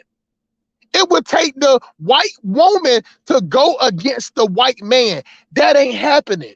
It would take the Chinese woman to go against the Asian woman to go against the Asian man. That's not happening. We're the only group of people. Woman is our issue? Huh? You said the black woman is the issue? No. Wait, let me say it one more time. Out of all group of people, group of women, we talking about any nationality that took the federal government's bait was black women. No other group of women does that. It is no other group of women that want something separate for Dynast. Is there any other group of women that want something separate for them and then their men? Is there any other group of women, Dynast? No, but I like the women to call in. And we're kind of off topic. But I still like we just went off. Yeah, but I like the women to call in. But I would love the one. Let me put a disclaimer out. Listen, women. When I talk the way I talk, when there's no women on the show, if y'all watch past episodes, streams, when women come on, I don't curse them out. Now, of course, if they go at me, I'm not a simp. I'm not gonna sit up there and let a woman talk to me any type of way because she's a woman. Now, you got a lot of dudes out here that's, they got this weird thing where they'll let a woman punk them out and talk to them any type of way. Let me just end on this, though. But I think it is ultimate blasphemy to be pushing any gender outside of the way it's supposed to be, man and woman, on anybody, period. It's just crazy. It to me it is what Putin is satanic, man. It's just crazy. It don't supposed to be that way. You know what I'm saying? Period. And some police, like I will say this. Go ahead. All black women were the guinea pigs. So now all of the other women of other nationalities that came over into America that didn't have our experience, they say, hey, we're not going to do this. And now that they come over, right, as a matter of fact, when they come over, they get they don't speak any English, and they get the government benefits. And at the same time, they also come with their culture of building with their family, what they did in their home countries. And you also have your Latino, like I said, me being down here in South Florida, I see it. But South Florida might be a different beast in itself. You have the Latino women that get the butt shots. They love materialistic things as well. So I will say that it's not just a black woman thing when it comes to wanting, quote unquote, finer things and wanting to come up. Because you have, if a person ever has an opportunity, go down to which simply as you may be, I'm not sure you're familiar with, go down to the courthouse where people are where child support and divorce cases are going on, and you see all demographics, or the women giving the men hell, trying to trying to get child support and things like that in the company, bro. Well, it's like this. Well, this is the thing that we do as black people a lot, my brother Rico. Is it Rico? How you say it? Yeah, it's Rico. Okay, Rico. Gotcha. I had a homeboy. We used to call him Shitty Reek, man. You know what I'm saying? Anyway, that's another story. So yeah. But the thing about it is that the exception doesn't negate the rule. See, when you can only point out one city, one major city where this happened, and I can point out over 300 cities where it happening. The exception, the thing of saying not all, you don't even have to say it. You get what I'm saying? It just goes without saying. But we saying that who does it as a majority? See what I'm saying? Hold on, one second, Sid. I'm so sorry. Sorry to cut you off. Listen, go ahead, my brother. Sisters in this chat room. Link is in the chat room if you want to call in. And also, too, I'd like to hear you guys' take on, the no vote, no vucking. Oh, God, Jesus. I like for you to hear you guys take on that as well, sisters. But go ahead, Sim. See, we, as black men, a lot of times we hear the critique of black women, and most of us are raised by black women, so we sometimes we take it to heart. That's why in the black community, you know what I'm saying, you talk about somebody mama, you can get killed. You talk about somebody dad, they'll be like, yeah, you're right. You get what I'm saying? Like it's what we do. But in other groups, you know what I'm saying, they look up to the fathers. In our community, we tear down the black men. Even black men tear down other black men. You get what I'm saying? But our community is in the black community, which is no community, I just say it for the sake of saying it, we're the only group of people that the women tear down black men, and you got the simps that tear down black men too. When I talk about tear down, I mean in all avenues. We're talking about killing, robbing, hating, you know what I'm saying? Just envious, jealousy. We do it. Other groups don't do it. We don't look at other group of people don't look at somebody be like, man, that dude's in charge. Let me find a way to kill him. Let me find a way to fuck his girlfriend. You know what I'm saying? Man, I fucked his girlfriend. I fucked his wife when I was in the 3rd grade. You know, that's us. Even our logic when it comes to each other is petty when it comes to each other. We're just a petty group of people, and it shows every day. Don't get me wrong. We're real emotional, and we get that mixed up with love. And the brother was on early before he fell off. He was talking about that we love black women. No, most black men don't love black women. Most black men lust after black women because black women are some of the most curviest, sexiest women neck down now, because some of them look like trap jaw in the face, look like they've been banging their hands and they hands on top of bricks on top of that. You know what I'm saying? There's some husky chicks out here. That's how I came up with the husky ahina, because you catch more black women that are bigger than black men. I see it all the time. It's a rare occurrence, that it's a rare thing I see like a unicorn if I see a black man that's bigger than a black woman. This is what I see. But the point is, the point that I'm making is that that the exception doesn't negate the rule. When you come to Atlanta or any other city, they got the hammers on. Florida is a country. Florida is a state where over half of the, especially Miami, over half of the population are Latino. You get what I'm saying? But when you come to a state that in a city was a chocolate city like Atlanta, like Chicago, like Dallas, like New York, you get what I'm saying? Washington, D.C., all that, man, these are black women that's sitting up here with the control, and they are using it. And the last thing before I pass the mic, the brother said that the black woman was the guinea pig. No. When Lyndon B. Johnson, he did not put out just for black women. It was the welfare system was for everybody. It wasn't just for black people. But black people, as we do, so we like to take everything to the next level. We'll be like, well, fuck this. How can I stay in the project for the next 120 years? How can my daughter, get apartment? Oh yeah, she get pregnant, I help you get apartment. We're the ones that raised up generation in the projects. We took over the projects for wanting to do nothing. Other groups of people got on welfare, got on food stamps, got apartments, stacked their money up and left. We're the only group of people that got brand new cars in the projects. We're the only group of people that get a brand new car and ride around in the worst neighborhoods. We do that. Can I respond? Nobody else does that. Can I respond? Ooh, go boy, that boosts mobile connection. Go ahead, Complex. I can't hear him. All right, look, you can't hear me?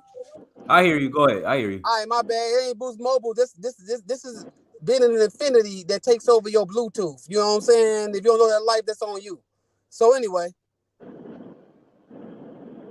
look, we are in love with them, with the black woman. I know we are. She knows we are. Yo, hey, can we get back on topic? Like, can we get back on the topic with that saucy tech? Look, I'm gonna tell you. I was on topic. I was gonna lead to the topic. Listen, I don't even know who that thing is. I don't know if that's a dude or a woman. I don't know what that is, and I don't care what that beanhead ass, funny looking thing is. They're trying to tell women that women should listen to them. First of all, if you're a woman and you listen to a dude-looking thing called saucy anything, you're mistaken. Your mother should be the one you look up to. Your grandmother, her mother, and other should be it. You have an example of femininity, and it's not that thing. I don't care what the party does, what the party puts in front of you with that no voting, no vucking. That video is idiotic.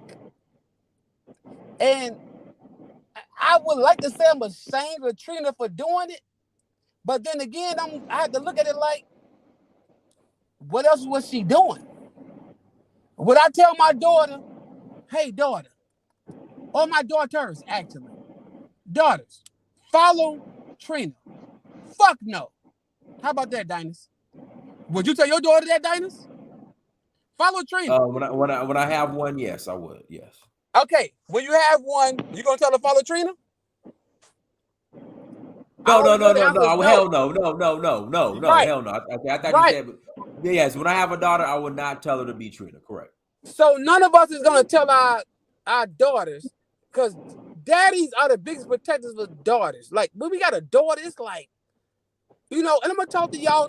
If you on here, you got a daughter. Because every woman on here has been some man's daughter, whether she accepts it or not. We don't teach y'all to follow that shit. And we never taught y'all to follow saucy platter or whatever that thing is. We never teach that.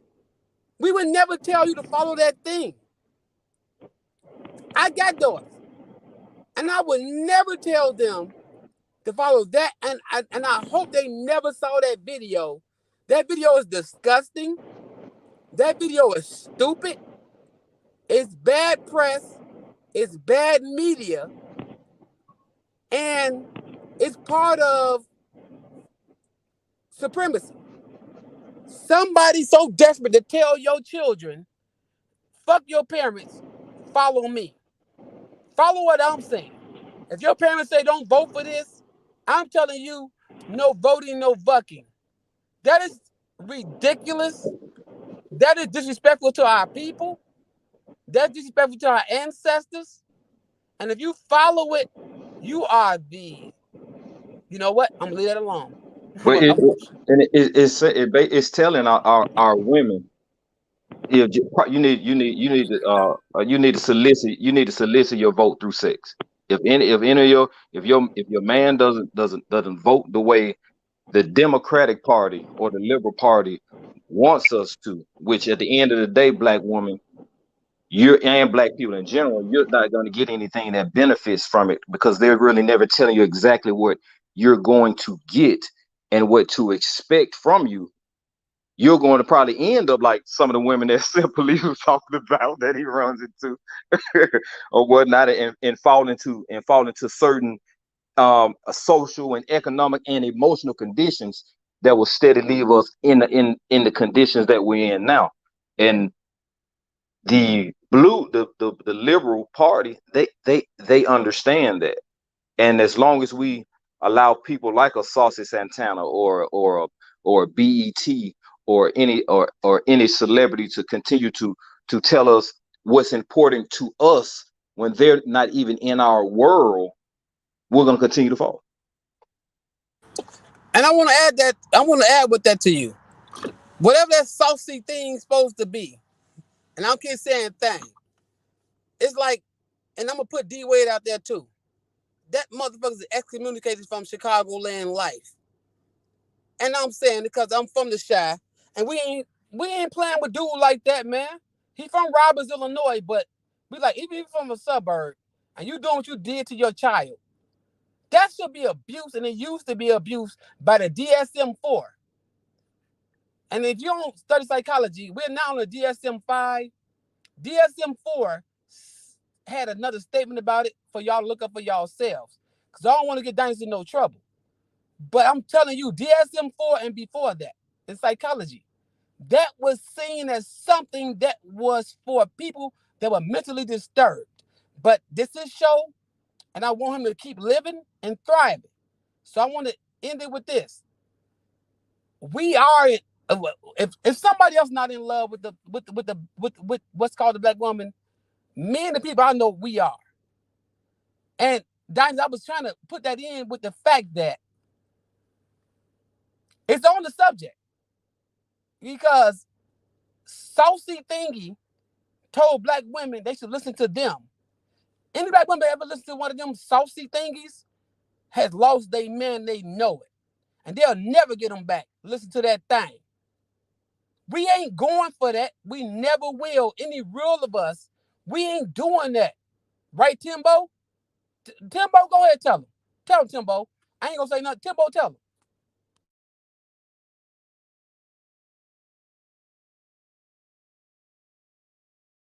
Hey, Timbo, you gotta unmute yourself. You gotta unmute yourself. Oh, sorry. It's like the Democrats are like junkies for votes, because you're pushing. I ain't trying to knock on the gay, whatever he is, bro, but you're pushing some type of gay agenda. You're forcing it on people. You know, whether it's like subconscious or conscious. And I know what you were saying about the DSM-4. And when you look at it, if you meet like 3 out of the 7 criteria, you're considered like loony or something like that, I believe. But I mean, the whole gay thing is something wrong with it. And we need to take that one nation under God off of it, because you can't mix the Bible with gay. You know, that's what the Republicans are. You know, I voted Democrat, but this time around, I'm gonna just stay out of it. I ain't gonna. And I know like people are like, well, you know, especially this household, golly, black women. But I mean, it's just I'm gonna just stay out of it, because it seems like they both in cahoots. Because how in the hell the abortion thing passed? So it's just like it don't matter which way we vote. I feel that way. You know what I'm saying? Don't let me stop nobody from voting. I'm just saying that, you know. That's how I feel about it, bro. No, bro, I was just seeing you because I saw your face. I saw you knew. I can see Yeah, I do Dinah's what you're face, talking and about. Dinah's, he's the host. He you know, he got to do his thing, and Dinah's is a great host. Hey, man, look, this shit is so serious. Dinah's had a show the other day about Kenya. And Dinah, I'm going to keep it on the subject of what you're saying, though. Trust me when I say it, I'm keeping it on the subject, but it's like, it's all together. Why are you trying to destroy us so bad that you want to keep pushing this agenda where we can't have babies?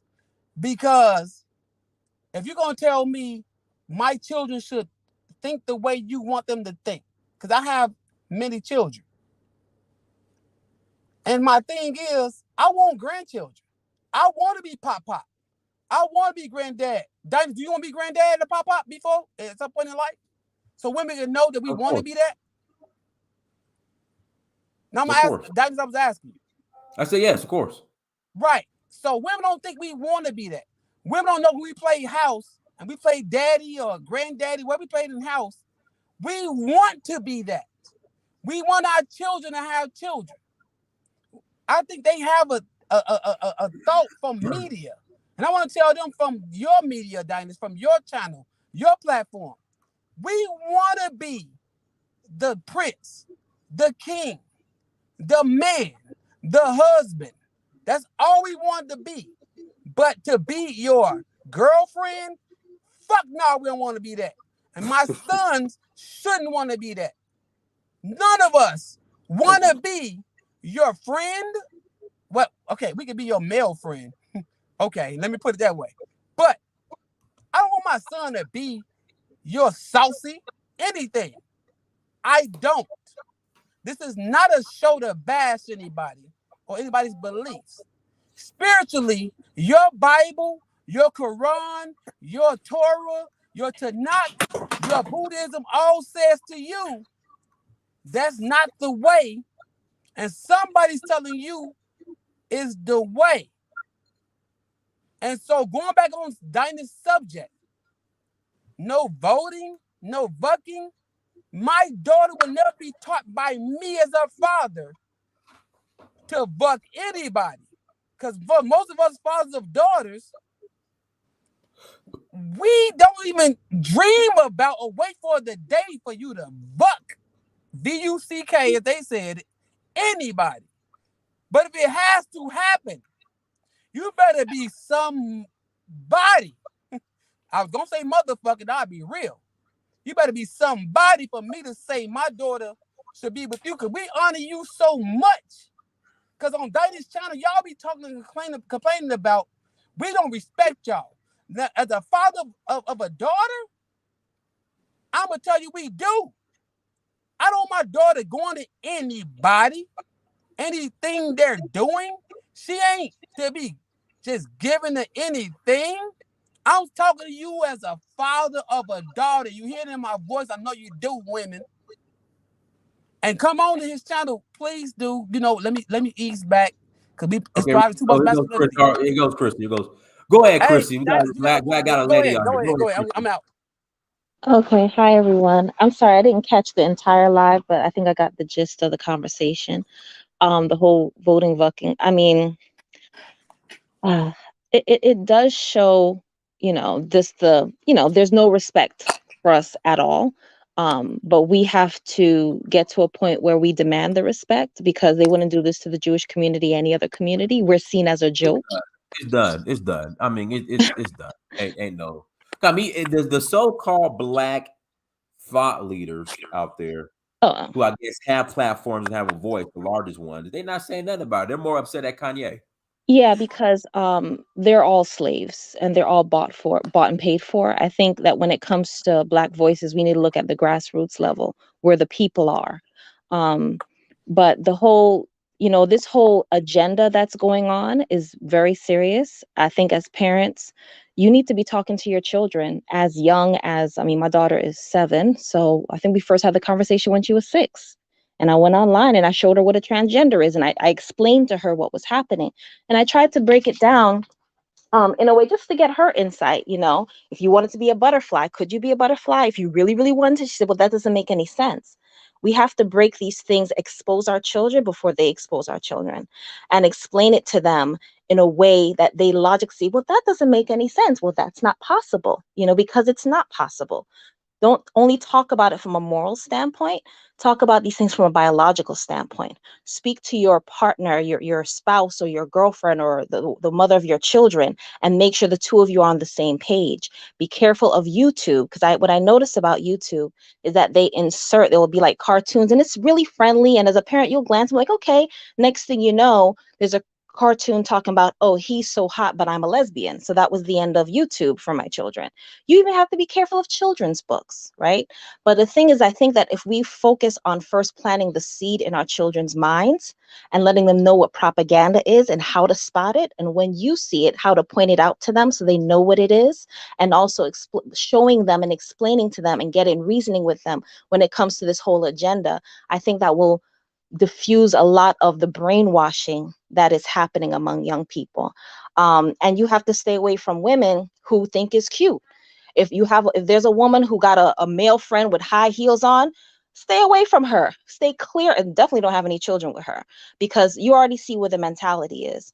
I think for some women, especially women who haven't grown up with a father in the house, I would assume, I'm not a psychologist, maybe there's a bigger embrace of this kind of mentality. Maybe there's a less of a respect for a Black man coming in and saying no. You know what I mean? So we have to be very careful of the type of people we hang around. Because when I was growing up, I just thought that Black people, for the most part, were on the same page. Until I grew up, I realized the only thing a lot of us have in common is the color of our skin. Like, just some of the mentalities, I just didn't know that Black people held these thoughts and beliefs. But as we can see, from the Vucking video, a lot of us do. So we have to be very careful, unfortunately, even of each other. That's what I think. Hey, Dinus, can I just say thank you to Chrissy, man? Like, I've not heard women, Dinus, talk like that in a long time. And Chrissy, hey, I promise you, thank you for what you said in defense of the Black family, because the straight Black family is under attack. I don't care what nobody says, we're under attack. Absolutely. Dinus is the head of a straight Black family. I am the head of a straight Black family, and I'm under attack. My ways are under attack. What I teach is under attack. If I send my children to any school that promotes that, I'm under attack. They will suspend my children for speaking up the way I teach them, and I'm going to always teach them to speak the way I teach them, because the school has no business by the Constitution of the United States. But before that, by just my spiritual upbringing, school has no business telling my children what to think. But every day on YouTube, every day on so many ways they do it, they're trying to tell my children to say, if your father teaches you different, he's wrong. And I'm telling you this as a man that is dealing with that. That my children are not dealing with that stuff in that way, but we've had to deal with it. You get what I'm saying, Chrissy? Right. Yes. So can you talk more about like how you as a woman have seen these dudes try to take over your place? Because that dude Saucy, I heard said, women take advice from me. How you can take advice from somebody who's a renegade? And I mean renegade, capital G-A-Y, G-A-Y, gay males try to tell you who is an original how to be. How do y'all feel about that? I find it very insulting. And maybe that's why I don't have a lot of female friends. But I don't get it. You know what I mean? And, growing up, you're taught like, oh, girl power, women in positions. And, as a little girl, you're excited to see this. But I'm at the point where I'm not, the excitement has worn off, because I see when a lot of us have gotten into positions of power, what we do with it. And it's just like, but this is more destructive than what y'all was complaining about. You know what I mean? I think at the very core, if we don't know if we're a man or a woman, we're in trouble. We have enough confusion in our community. That's the last thing that we can afford. I don't understand how a grown woman could entertain that. A person making a caricature of you. I just don't get it. And honestly, if it wasn't for women ushering it in, it wouldn't have happened, because you don't really see men ushering in women who pretend to be men. Men have made it very clear that you're over there. So they're not able to really enter these spaces. You know, we've allowed this to happen, and now it's hard to pull back. I even saw a video the other day where a man was saying, what? Men are the new women? What kind of, and the fact that you even, I was a black man too.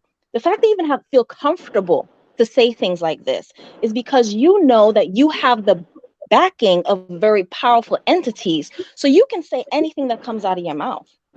You know, I will never call a man a woman. There are things that we go through as women that only women understand. Just like I would never call a white woman with a tan and some curly hair a black woman. I just don't get it. I don't understand. I don't get it. I didn't know people were so cowardly, you know, where they just kind of You wouldn't go invite along her with to the these things. cookout, Miss Chrissy.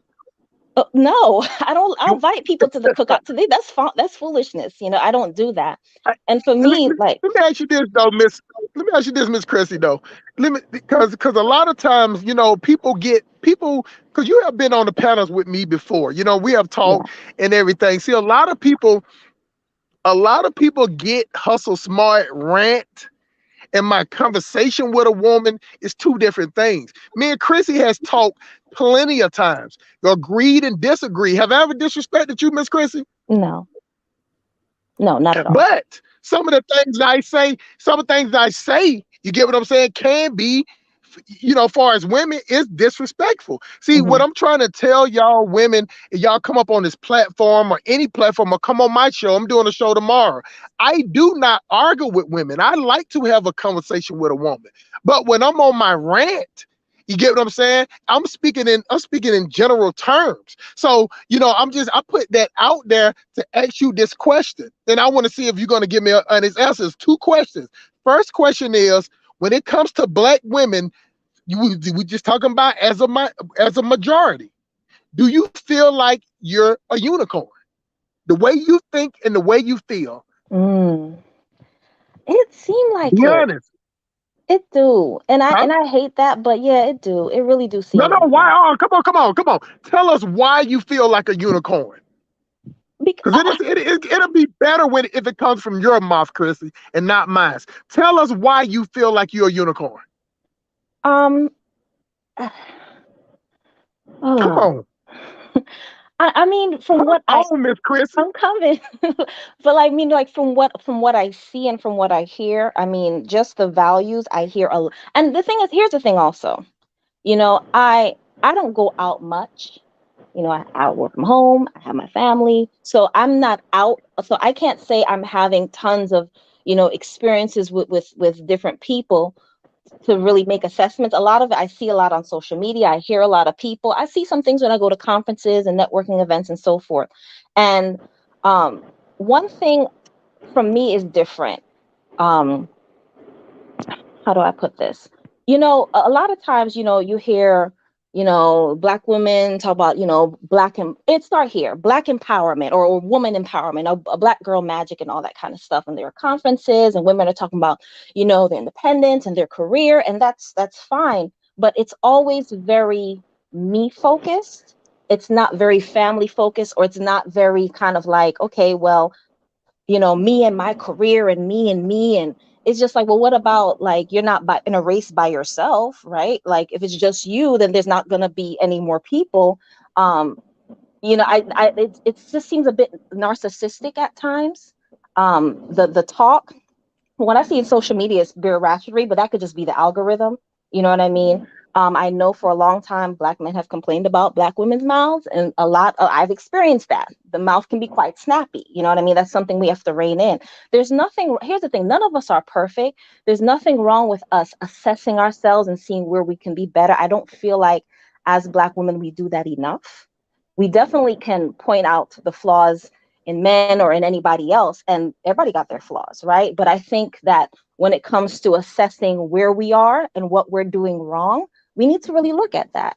So if we say that black women for the most part have been in control of the community for the past 40 some years, and it's kind of busting out at the seams. We need to look at that and look at why. If you have a son at home, and yes, let's say the man is not there for whatever reason. It could be a good reason, could be a bad reason. But if you are the one who is at home, you have to be conscious of certain things. To me, hold on, right there. Now, hold on now. For now, I'm on your side when it comes to good and bad. So I'm not gonna let you sugarcoat this at all. Now, I'm not gonna let you sugarcoat this. But if they're the ones at home raising the boys, isn't that by definition or by logic, Miss Christie, that black women are raising the same men that that they're they are complaining complaining about, about? yes, absolutely. Absolutely. The idea I can do it by myself, the idea of telling women Father's Day, there's certain things that is just, it just, we got to get out of, you know what I mean? I think, unfortunately, I think like America has helped to create this, it's an ego thing, like even me, I have a son and I have a daughter. I don't bring nothing that says black girl magic into my house because I cannot find something that says black boy magic. I can find all kind of things, girl power, girls are smart, you rule the world.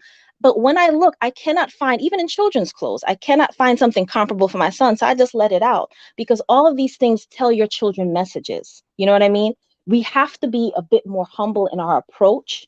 It feels good to have your ego rubbed, but we have to be more conscious. We have to be have a bit more humility and not think about just kind of like what makes us feel good and look good at the time. Because, being as women, we are your core. You know what I mean? You raise the children, you are core. Any community, they always say a community cannot rise higher than its women.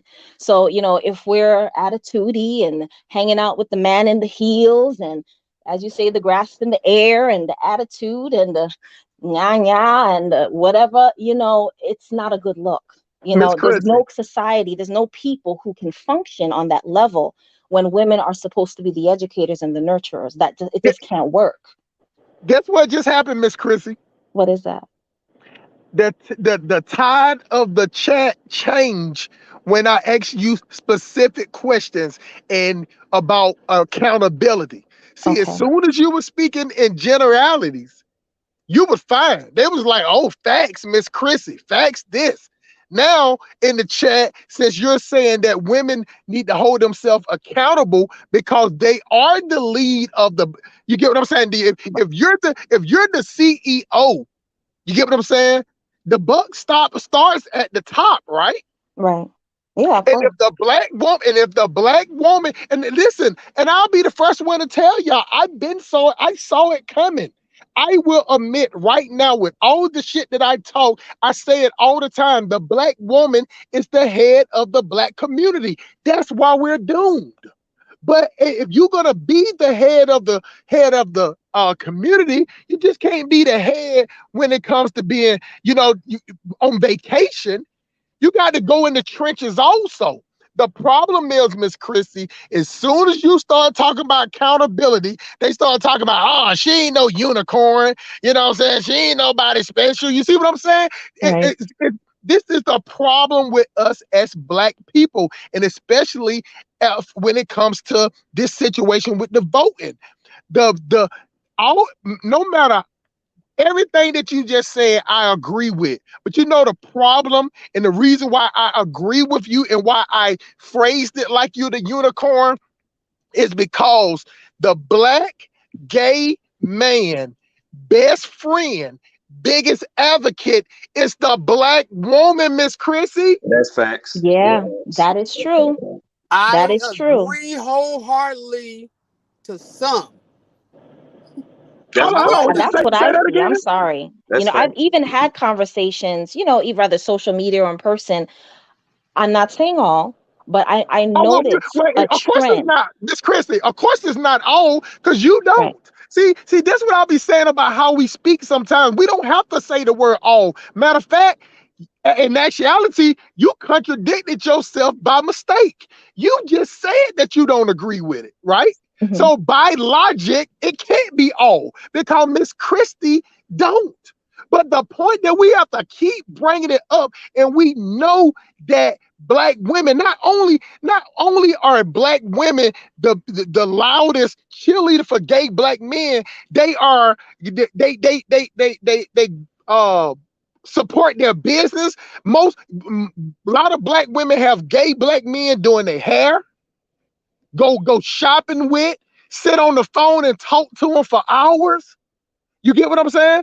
Because you have a lot of black women that sit up there and say, well, you know what? I can't stand women. I can't stand other females. But you know who they like, Miss Chrissy?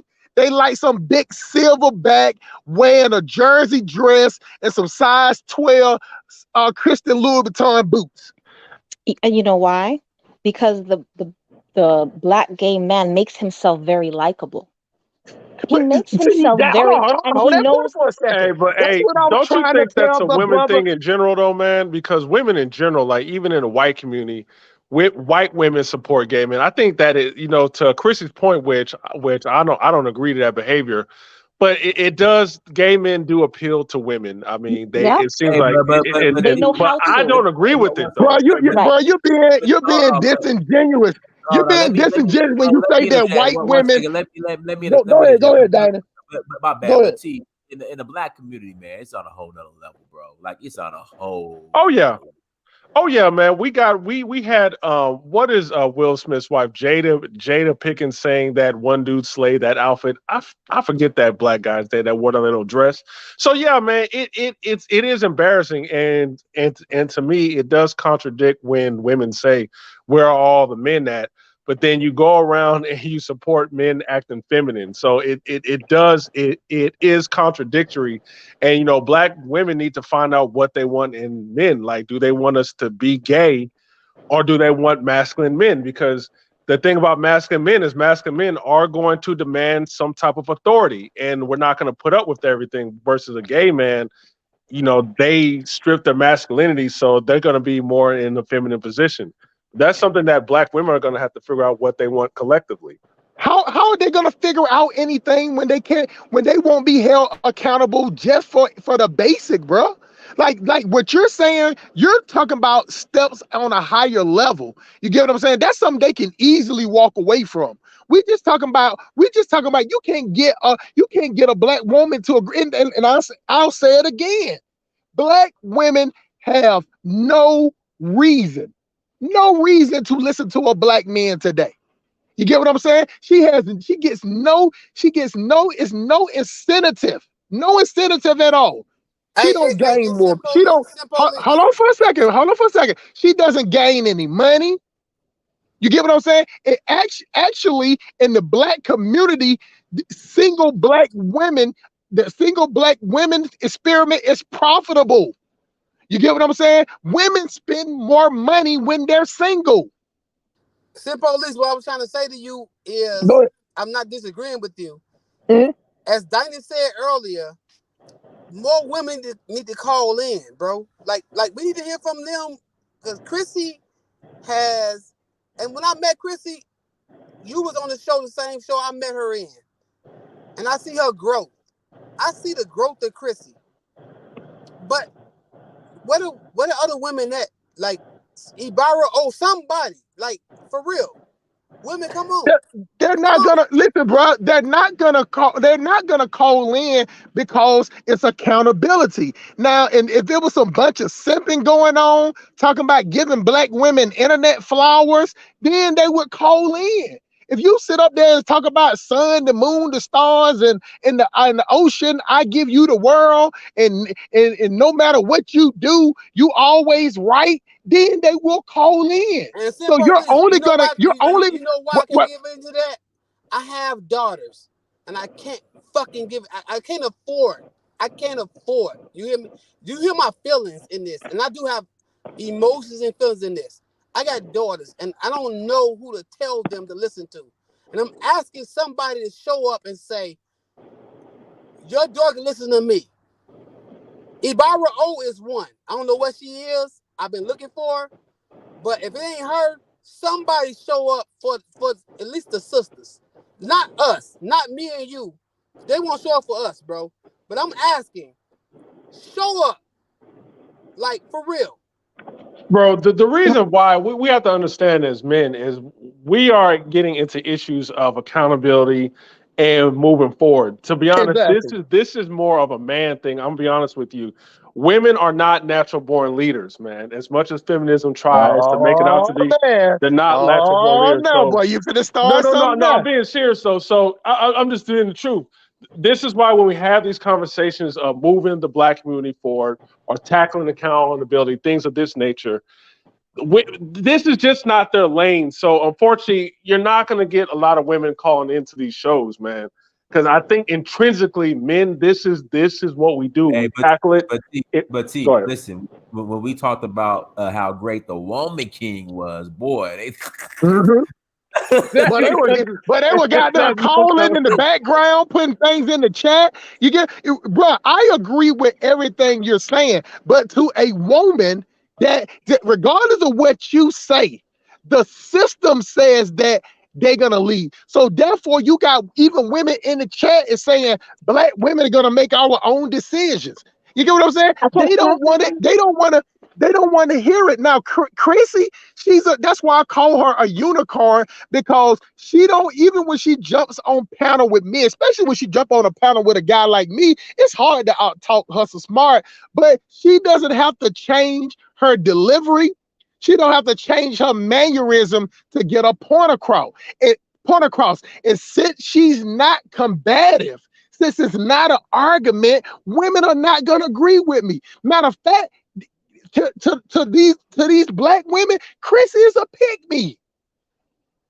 But let me tell you this. I do see women like for example, they will show up on a woman who is having the same panel. And I honestly think, especially on our women, because a lot of our women, you gotta understand, they don't have fathers, so they're not used to the masculine presence of a man or the upfrontness. Like the way you speak, brother, I'm cool with it because that is upfront, in your face, accountable.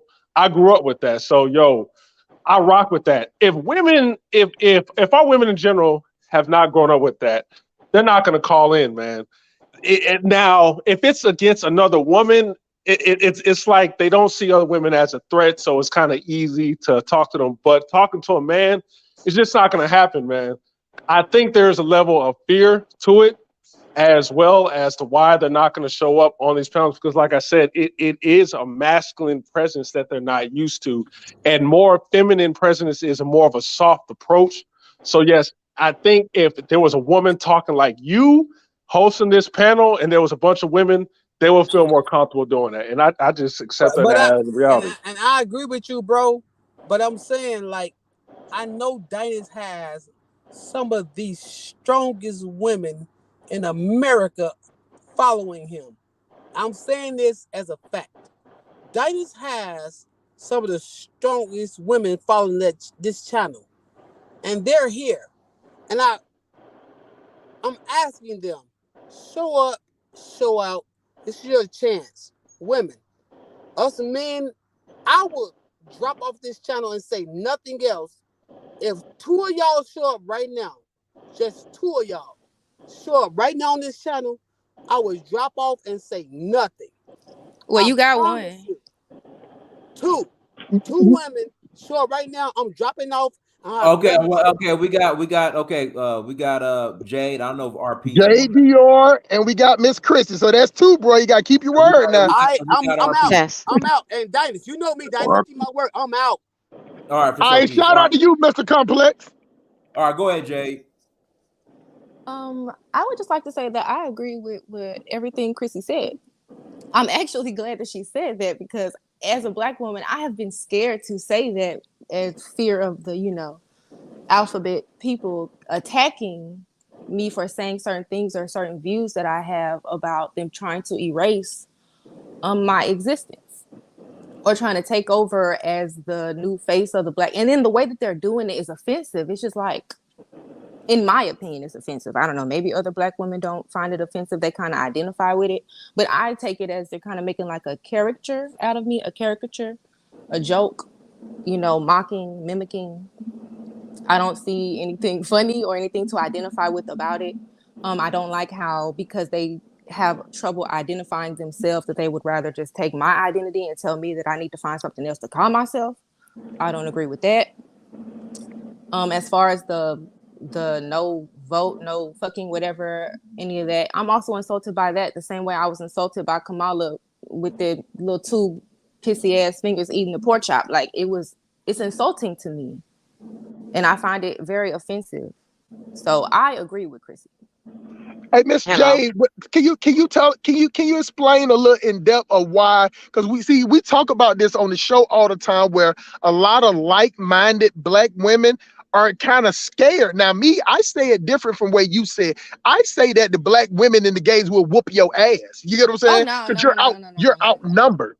You get what I'm saying? But explain a little bit of why you were scared. I'm just using your words. It's Why more you so was the kind of scared to canceling. speak up. No, I'm not scared of getting beat up. I'm talking about like canceling. You know, they kind of like try to make it seem like you're homophobic. I don't have no problems with nobody being gay or nothing like that. But how can they cancel you? How can they cancel you?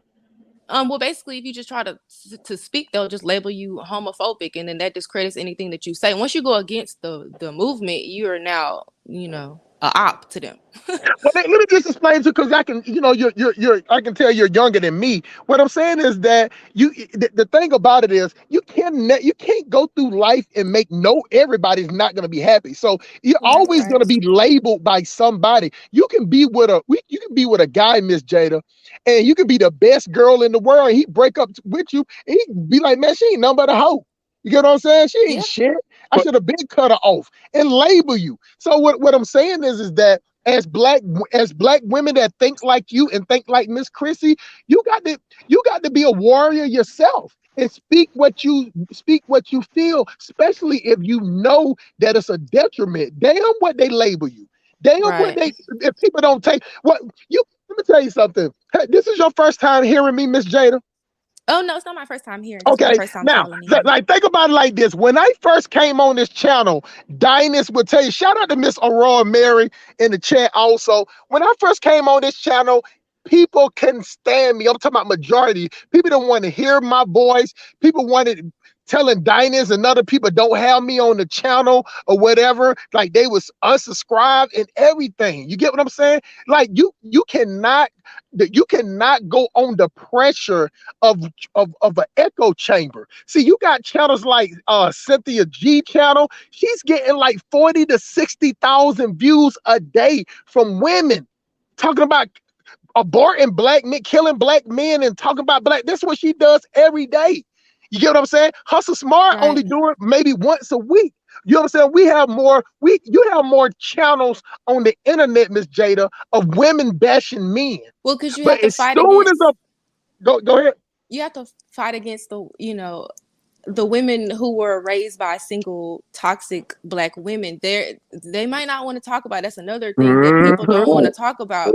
But when you try to talk about it, it's the truth. I was raised by one too. I, for a long time, had to look at myself and be like, dang, I'm starting to consider the black man to be minuscule, because that's how I was taught. In my household, it was shown to me that anytime a black man was around, it was more problems than it was good. And my mom always basically was just like, more so just worry about yourself, do everything on your own, you don't need them. And I was beginning to internalize that until I had to look and be like, it's because she's broken, it's because she's hurt, she got other stuff that she's dealing with, and now she's projecting that onto me and making that my reality now. May I say something, please? Hello? Yeah. Go ahead. Go ahead. Okay. You got the floor. Thank you so much. It's gonna be whatever it is. Peace to everybody in the chat, and peace to the host. We're conquered people. Let's start with that. Anytime anyone feels as though they can appeal to Black people with a man in a dress, and women co-signing a man in a dress, anytime we can allow our children to be talked into not learning efficient things in school, but learning gender identity and sexuality and self-pleasuring, when you don't have the ability to grow your own food, et cetera, et cetera. You don't have your own ideologies outside of the dominating group. that are considered acceptable, you're a conquered people. And that's really, I wanted to jump in to bring it back to that. The advertisement was made because some suspected racists, I suspect some suspected racists, got in the room and said, "Hey, Brad, hey, Jim, what can we do to get the black vote out? You know, we got that Act Blue thing going, and you know, we gotta mobilize them. What's the thing right now? Who's one of the hot people?" And then they found the hot person, victim of racism, a man that thinks he's a woman or wants to be a woman because he's a conquered person. And they found him and another conquered person, Trina, because unfortunately you're conquered when you have to make music about how you did things with sex in order to support yourself and make an income. Let's keep it 100 right there, right? So they found them, gave them some money. Some people call it butter biscuits, call it what you like. They rewarded them to show other conquered people how to be more conquered by voting for whatever. So at this point, I would say, as a black woman, as a black person, as a citizen of the planet, hoping to produce justice, which again is a balance between people where no one's mistreated and people who need the most help get the most constructive help. What are we going to do?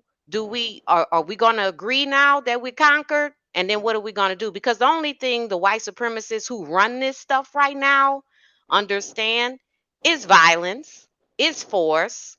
We've tried all the areas of people activity: economics, entertainment, labor law, politics, religion, sex.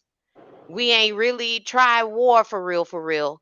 And it might get me banned from YouTube. I don't know. But are we willing to fight for freedom? Because at this point, we are just going around in circles. We're not going to get anywhere trying to vote, trying to come up on money. This system has to be replaced. Yeah, I And get it's what you're probably saying. going to mean having just some outright battles.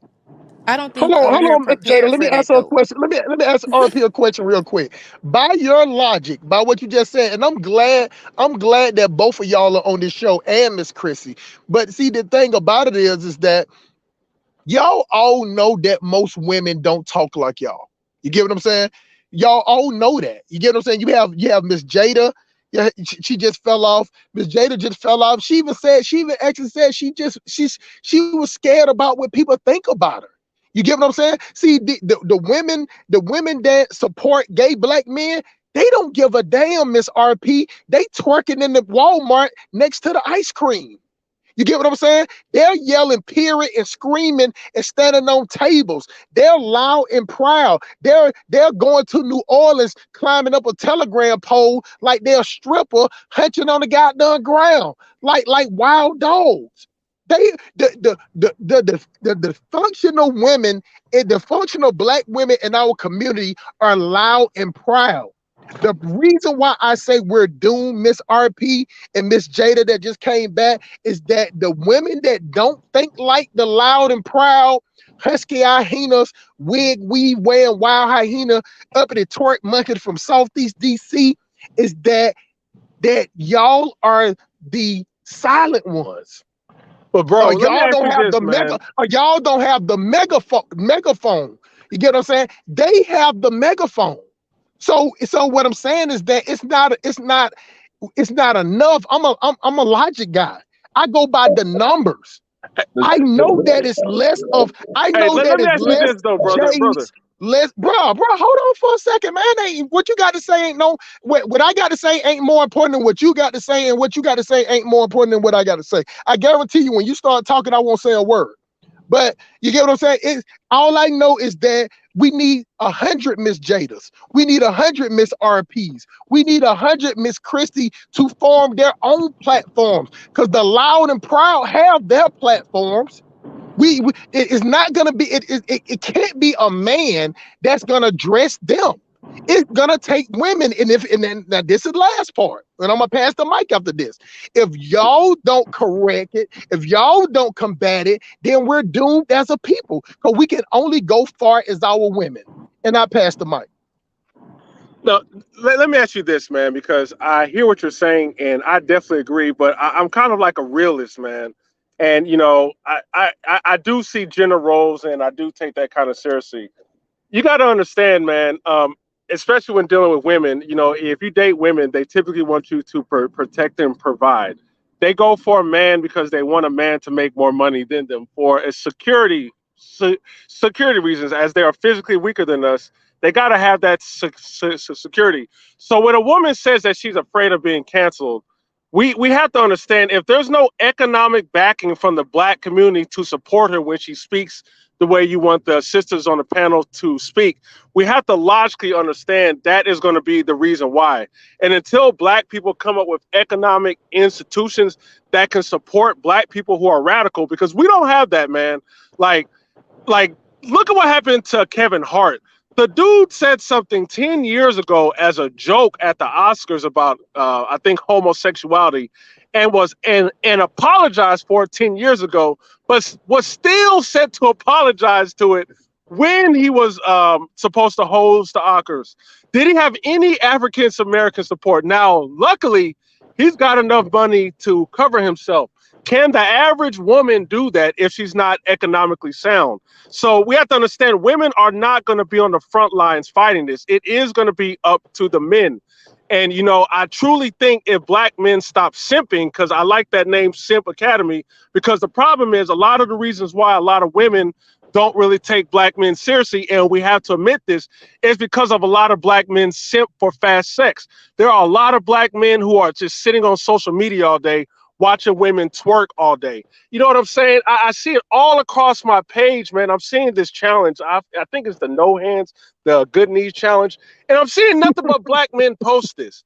And I'm just like, as long as black men's minds are just stuck on having sex with women and not the type of stuff that you are on about the empowerment, and then they go holler at these women with that same simp mentality, they are going to continue to create the women that they hate, and vice versa. As long as women keep messing with the Tyrones that they hate, but then the Tyrones keep getting that sex from the type of, the beautiful black women who go for those type of dudes, then the black man isn't going to change. But I do think we have to understand the gender dynamic differences between black men and women. They're not going to take that mantle, man. That is going to be on black men. And I do believe once we have institutions and organizations, the women will feel more comfortable. But other than that, they are going to side with the money. Well, let me, if I can add this, and I'm not saying, again, I'm still learning, but maybe if both black women and black men have an understanding and operate as though they are prisoners of war in America right now. We are prisoners of war in a system of racism, white supremacy that is determined to reestablish, expand, maintain, and refine itself. So let me give an example. And I don't know if this is rare, but this is what I do. I'm sure other people do it as well. But my reasons for doing it is literally to replace the system with justice. Every day, I make sure I read for at least 2 hours. Every day, I plan my activities. Every day, I go and I have physical fitness where I'm either doing some type of yoga, running, weightlifting, stick training, or some type of martial art training. I also have, weaponry that I train with as well with my partner. Because the thing is this. Oh, wait, and let me add, I'm also learning how to do field medicine. I'm going to be going to a clinic to learn how to do triage medicine because we need to be able to patch ourselves up in case of something, happening and the hospitals are no longer in service, and also storing things that I need, storing medical supplies. When I get extra money, I don't go and I don't know, I don't go out. I would be considered a curmudgeon or something, but I don't spend money recklessly. I buy things that I need and I encourage my family members and friends to do so as well because I understand, especially the way things are going in the area of war with white people fighting themselves right now. The power could go out. They're already, we see the food shortages. We hear them being talked about all the time. Uh, Anything can happen. So I live my life, like they say, with my head on the swivel. So perhaps if we do that, along with other things to again, prepare ourselves for anything, but not be so comfortable that we let our guards down and forget when we engage these apparatuses on our phones. There's going to be distraction. There's going to be propaganda. There's going to be things that look like they're fun, I should laugh at, or I should be tantalized by. But wait, I remember that I'm actually in an uncomfortable situation. I'm actually being made to think I'm in a gilded cage, but a cage is a cage is a cage. So I'm trying to get out this cage. Forget this fun, fantastic SHIT that's on this phone. Let me focus on what I can do to be productive and constructive. And if I focus on that, and my partner, who is a Black man, focuses on that, and other Black people, whether they're in a relationship or not, focus on that, perhaps we can actually get somewhere. And then also realize, again, this voting situation is just a part of the system, making sure it's reinforced. So if I understand that's part of their fugazi, I'm not even going to waste my time with it. Matter of fact, I'm going to do everything I can to withdraw my energy as much as I can away from white supremacy. And again, have to get to the point. We have to get to the point where we either say, okay, let's face off. Either you going to get rid of us, either you going to try to kill us all because y'all act like y'all don't want us on the planet. And if you saying that's what y'all want to do, then we need to go ahead and say, you know what, we accept the challenge and may the best man win. May They the would RP, best never say I have that. women a They would never say win. that though. I have a question for you. Can I say? Go ahead. I'm done. Go ahead. Yeah, man. I don't know what you guys are talking about. Can you guys hear me? Okay. Hey man, you sound clear today, man. You don't sound like you under the intent city under the bridge. You know what I'm saying? I'm on top of a hill. Hey, that's what's up, man. So I'm thinking clear. You feel me? For sure. Yeah, man. You know, Chairman Mao, the guy who took over China and turned it to a crap hole, but ultimately planted the seeds for China to be where they are now. Still a crap hole, but they produce good stuff. He said politics is war without bloodshed. When Black people talk about not voting and stuff like that, I know that that person doesn't have intelligence, they don't have maturity, and they're just not thinking in the real world. Black people aren't fighting anyone. Most Negroes don't even know how to fight. Black people aren't going to run away from white people because we want nothing more than to be in close proximity with white folks. I think the FBA movement, ADOS movement, that although all Black people do not claim to ascribe to their talking points, they still sympathize and connect with several things pertaining to their message. Right? We fought civil rights. We went through civil rights to get access to a coffee shop so we could eat a donut sitting next to Becky and Brad, okay? So this idea that we entertain, we're in a cage and they're holding us back and we're in a prison. You're not in a prison. Who's keeping you from doing anything you want to do right now? Nobody. If you want to leave the country, you can leave. That's not true. You need a passport to leave. Go get You one. have to, and matter Who's of fact, stopping you from getting a passport? that's if there aren't things to prohibit you Who's from going stopping to you? the country that you want to Who's go to. There stopping was you? a time that we could travel this planet without these Listen, so-called licenses listen, and here you go. passports. These That's are not true, sir. Don't these are do that. excuses. These are No, that's purely not an excuse. That's these reality, are sir. purely listen, everybody on every country on earth And needs a you pass. saying that right now, you got a Let me passport, a let me license, and let me finish. you probably file taxes Let every me year too, finish. don't you? Let me finish. Because you submit to the system. No, Don't because pretend that no, you don't. Hey, ma'am. hold on. Hey, guys, one second. Listen, so I have to go get my son. So so we got two options. We can stop the show, or I'll be gone for about 30 minutes to go get him. It's up to Man, you. let that thing ride, shoulder. Okay, I'll be back. I'll be back in 30 minutes. Let that thing ride, man. I keep a handle on it, man. You got you got me and Brandon in the building, man. We gonna Yeah. represent for you, bro. Hustle Smart's in charge. Look, but here's the thing. Nobody stop you from doing what you want to do. The passport and the driver's license. I went and sought out a driver's license because I wanted to drive. Driving is a privilege, not a right. You don't have to do it. You just have to get a license if you want to do it in this country. If I wanted to leave this country, I could go and walk across the border like Mexicans do through the desert. My passport is just so I can leave this bitch on a plane safely. That's it. We love to entertain unrealistic and basically untrue things. Oh, this person's holding me back. It's like somebody who want to fight. No, it Wait not. a minute. What? That's not. I'm not I talking about interrupt being you. held I back no didn't more. interrupt What we you. gonna do? We gonna keep Look, right now, whining. We listen, right gonna now, keep the white talking man is about, not, listen, oh, they the made white a man is not video interrupting me right now. putting us down with The gay white people man and is not women. interrupting me right You now. The know, white this man is is not about the interrupting me right system. now. What are The black white people man, gonna do? the What white we man, gonna the do? white man is not speaking out of turn and interrupting me right now. And No, this is no. and this But you is what said and some. this is You in I'm not college innocence. done. I'm It doesn't speaking out matter because what y'all I be say. saying It's stuff. my turn to I talk. get y'all angle It's because it's not. It's not. economic, Hold and on that's for a y'all second, answer Brandon. to Hold, Miss everything. RP, Miss RP, Miss RP. Hold on for a second. Now this is the. I'm not on nobody's side. Let me just speak it fair.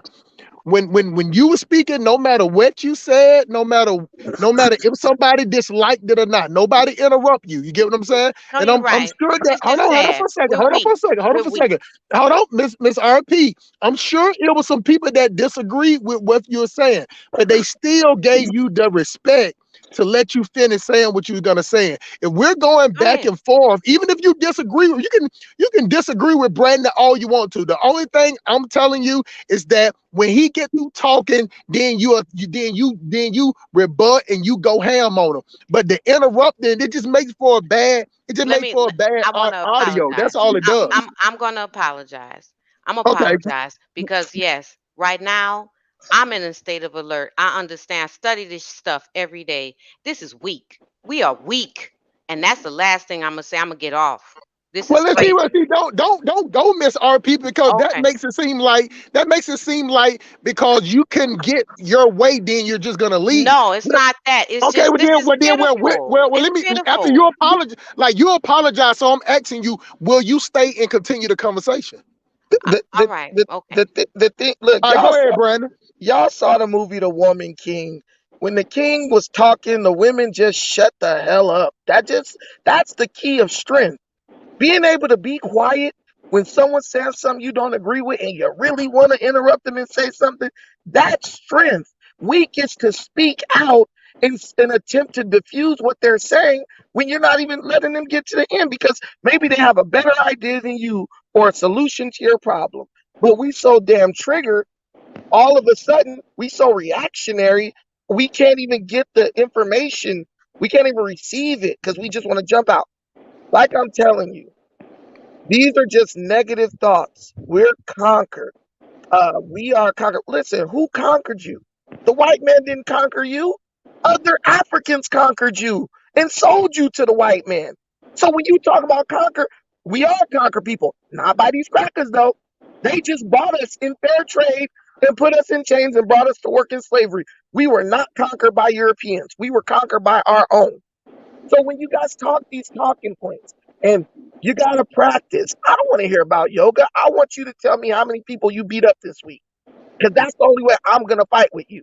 Not no, I've been training and all. That's not real. That's just someone talking about doing something, but telling someone else to go out and take all the punches. Oh, okay. Let me respond to that. No, wait, I'm not done. Okay.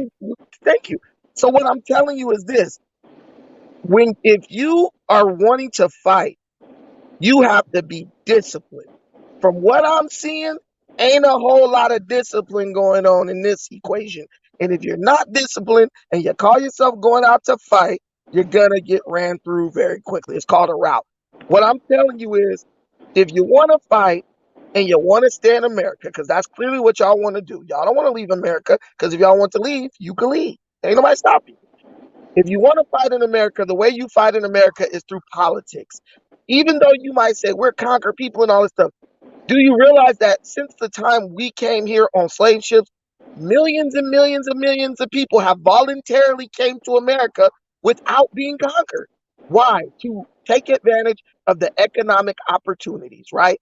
There's nobody in America in the civilian realm who wants to fight a war. Not even the white man. The white man fights his wars overseas for resources, which you don't have. So he doesn't look at you as adversarial or nothing. The white man look at us like the kid brother who want to follow him every damn where he go. And that's exactly what we do. So we just need to stop taking this adversarial approach to the white man. I know Phil Scott and these different YouTube channels got y'all feeling like, oh, the suspected white supremacy, the white supremacy, the white supremacy. There's no white supremacy. There's just black on black negativity, self-hate, and murder. Because in this country, you are under more threat of attack and being killed by your own people. But we love to exist in this realm. We live our lives based on this thing called plausible deniability, where we sit up and act like we have no knowledge of what the hell's going on every day in our own community so that we don't have to be responsible for it.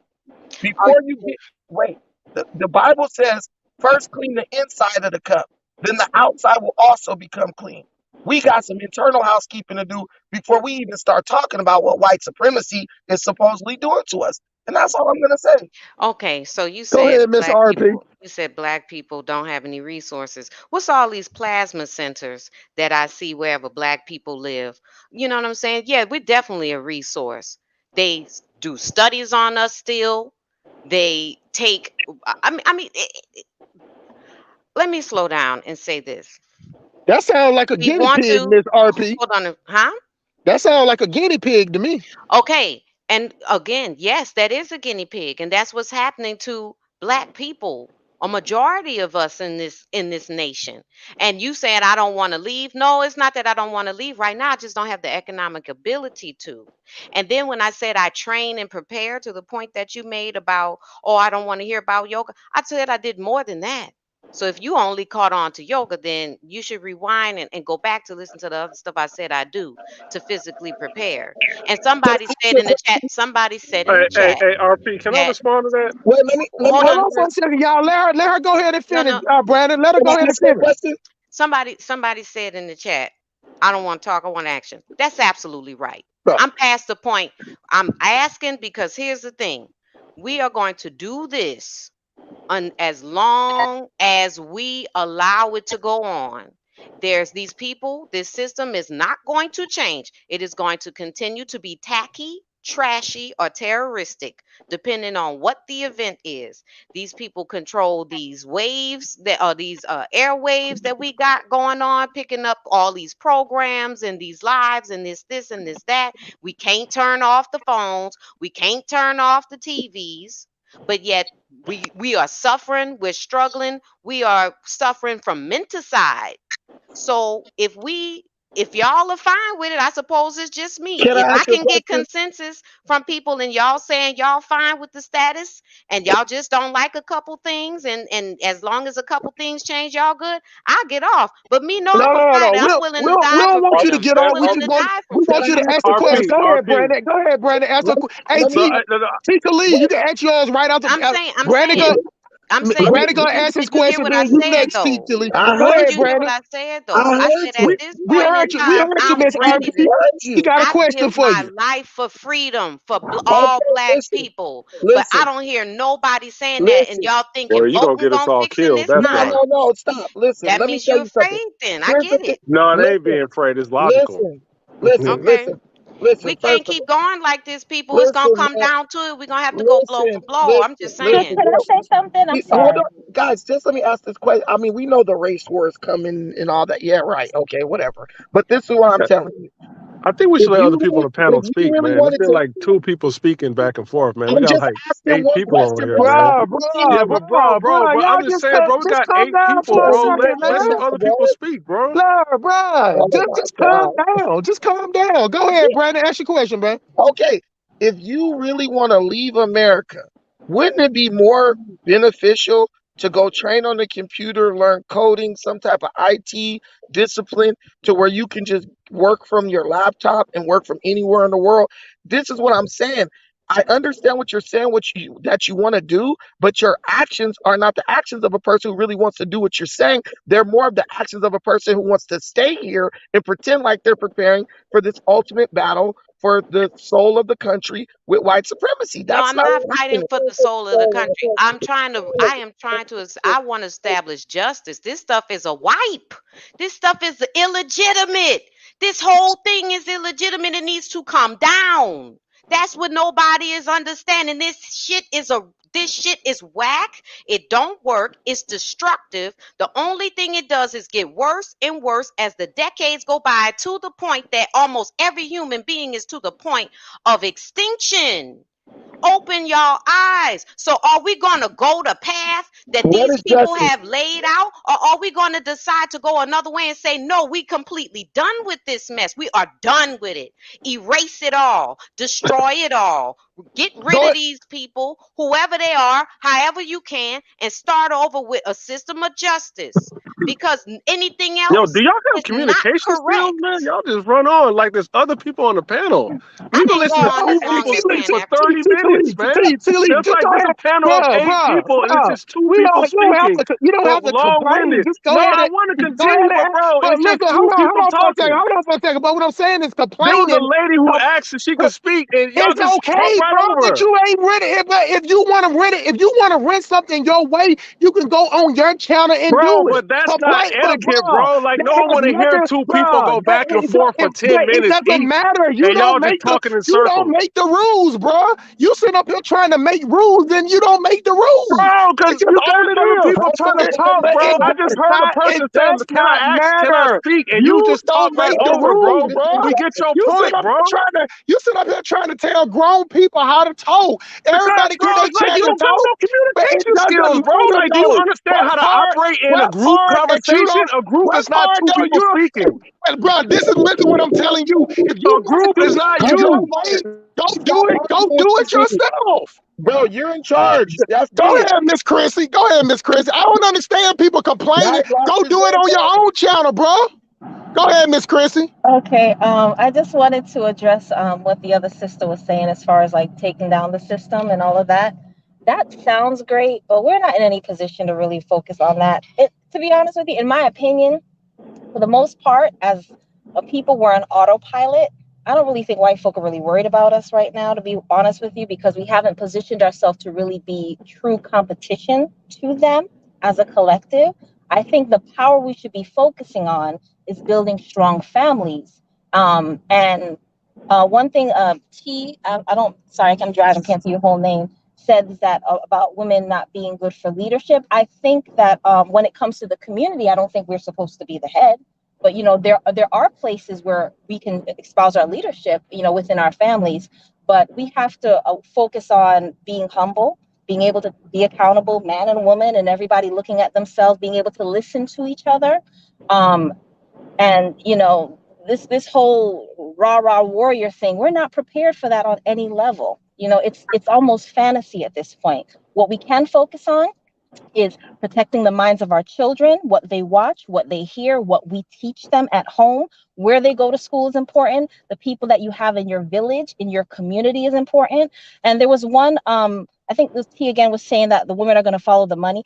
Sometimes I get tired of hearing about money. Money is important, right? But money is not everything. And a man brings more than money, and to the women who aren't sure about that, their presence in and of itself, the masculine presence, that's what our community is missing. And that's why we got vote or the VUC, I have children in the car, kind of conversation going on, and men with nails and swishing and all that, because there's a very important element that is missing from the community. They add more value than that. And at the end of the day, if the system goes down, every other race of women have their men by them, and us standing there by ourselves with our loud mouths is not going to save us. We're going to get knocked out, okay? Because if there's a box of tissue in the supermarket, if you're there by yourself and that white man is there, he has a family back home. He's going to knock you out the way to get that box of tissue. We need to focus on reunification with our men and being one again. All this other stuff, this independent stuff, is death, because you as a woman, you are no match for any man of any race. And all of the other men are by their women and by their children. So we have to readjust how we think, because it is not survival based. We cannot survive by ourselves against the rest of the world. We have to think differently and move differently. I have to get off, but I will listen to everyone. Thank you. Hey, we appreciate you for coming on, Miss Chrissy. Go ahead, Miss JD. I know you had something to say. Wait, real quick, I want to tell Miss Chrissy, I definitely don't think that no, I agree with unity, starting with black men and women. I'm just trying to figure out at this point because I'm dead sick of the condition that we're in, whether we agree that it's white supremacy or anti-blackness.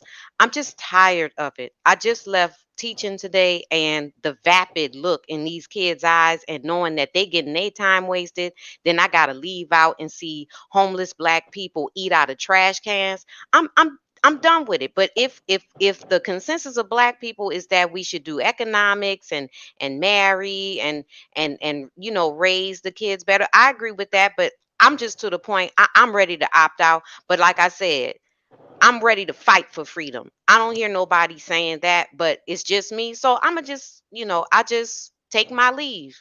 So That's we what. got That's you, all I can Miss do. RP. Miss RP, let me tell you something. I am on your side as far as fighting, but you got to have a plan also. Just saying that you want to fight, and if you don't have 1,000 people, 100,000 people going to stand there with you, that's when it sounds like regular. So I get what you're saying. It sounds like they're talking you down, but the only problem is nothing wrong with what you're saying, because the only thing white people understand is strength. If you're not willing to die and lay down your life and shed blood for what you believe in, they're not going to pay attention to you.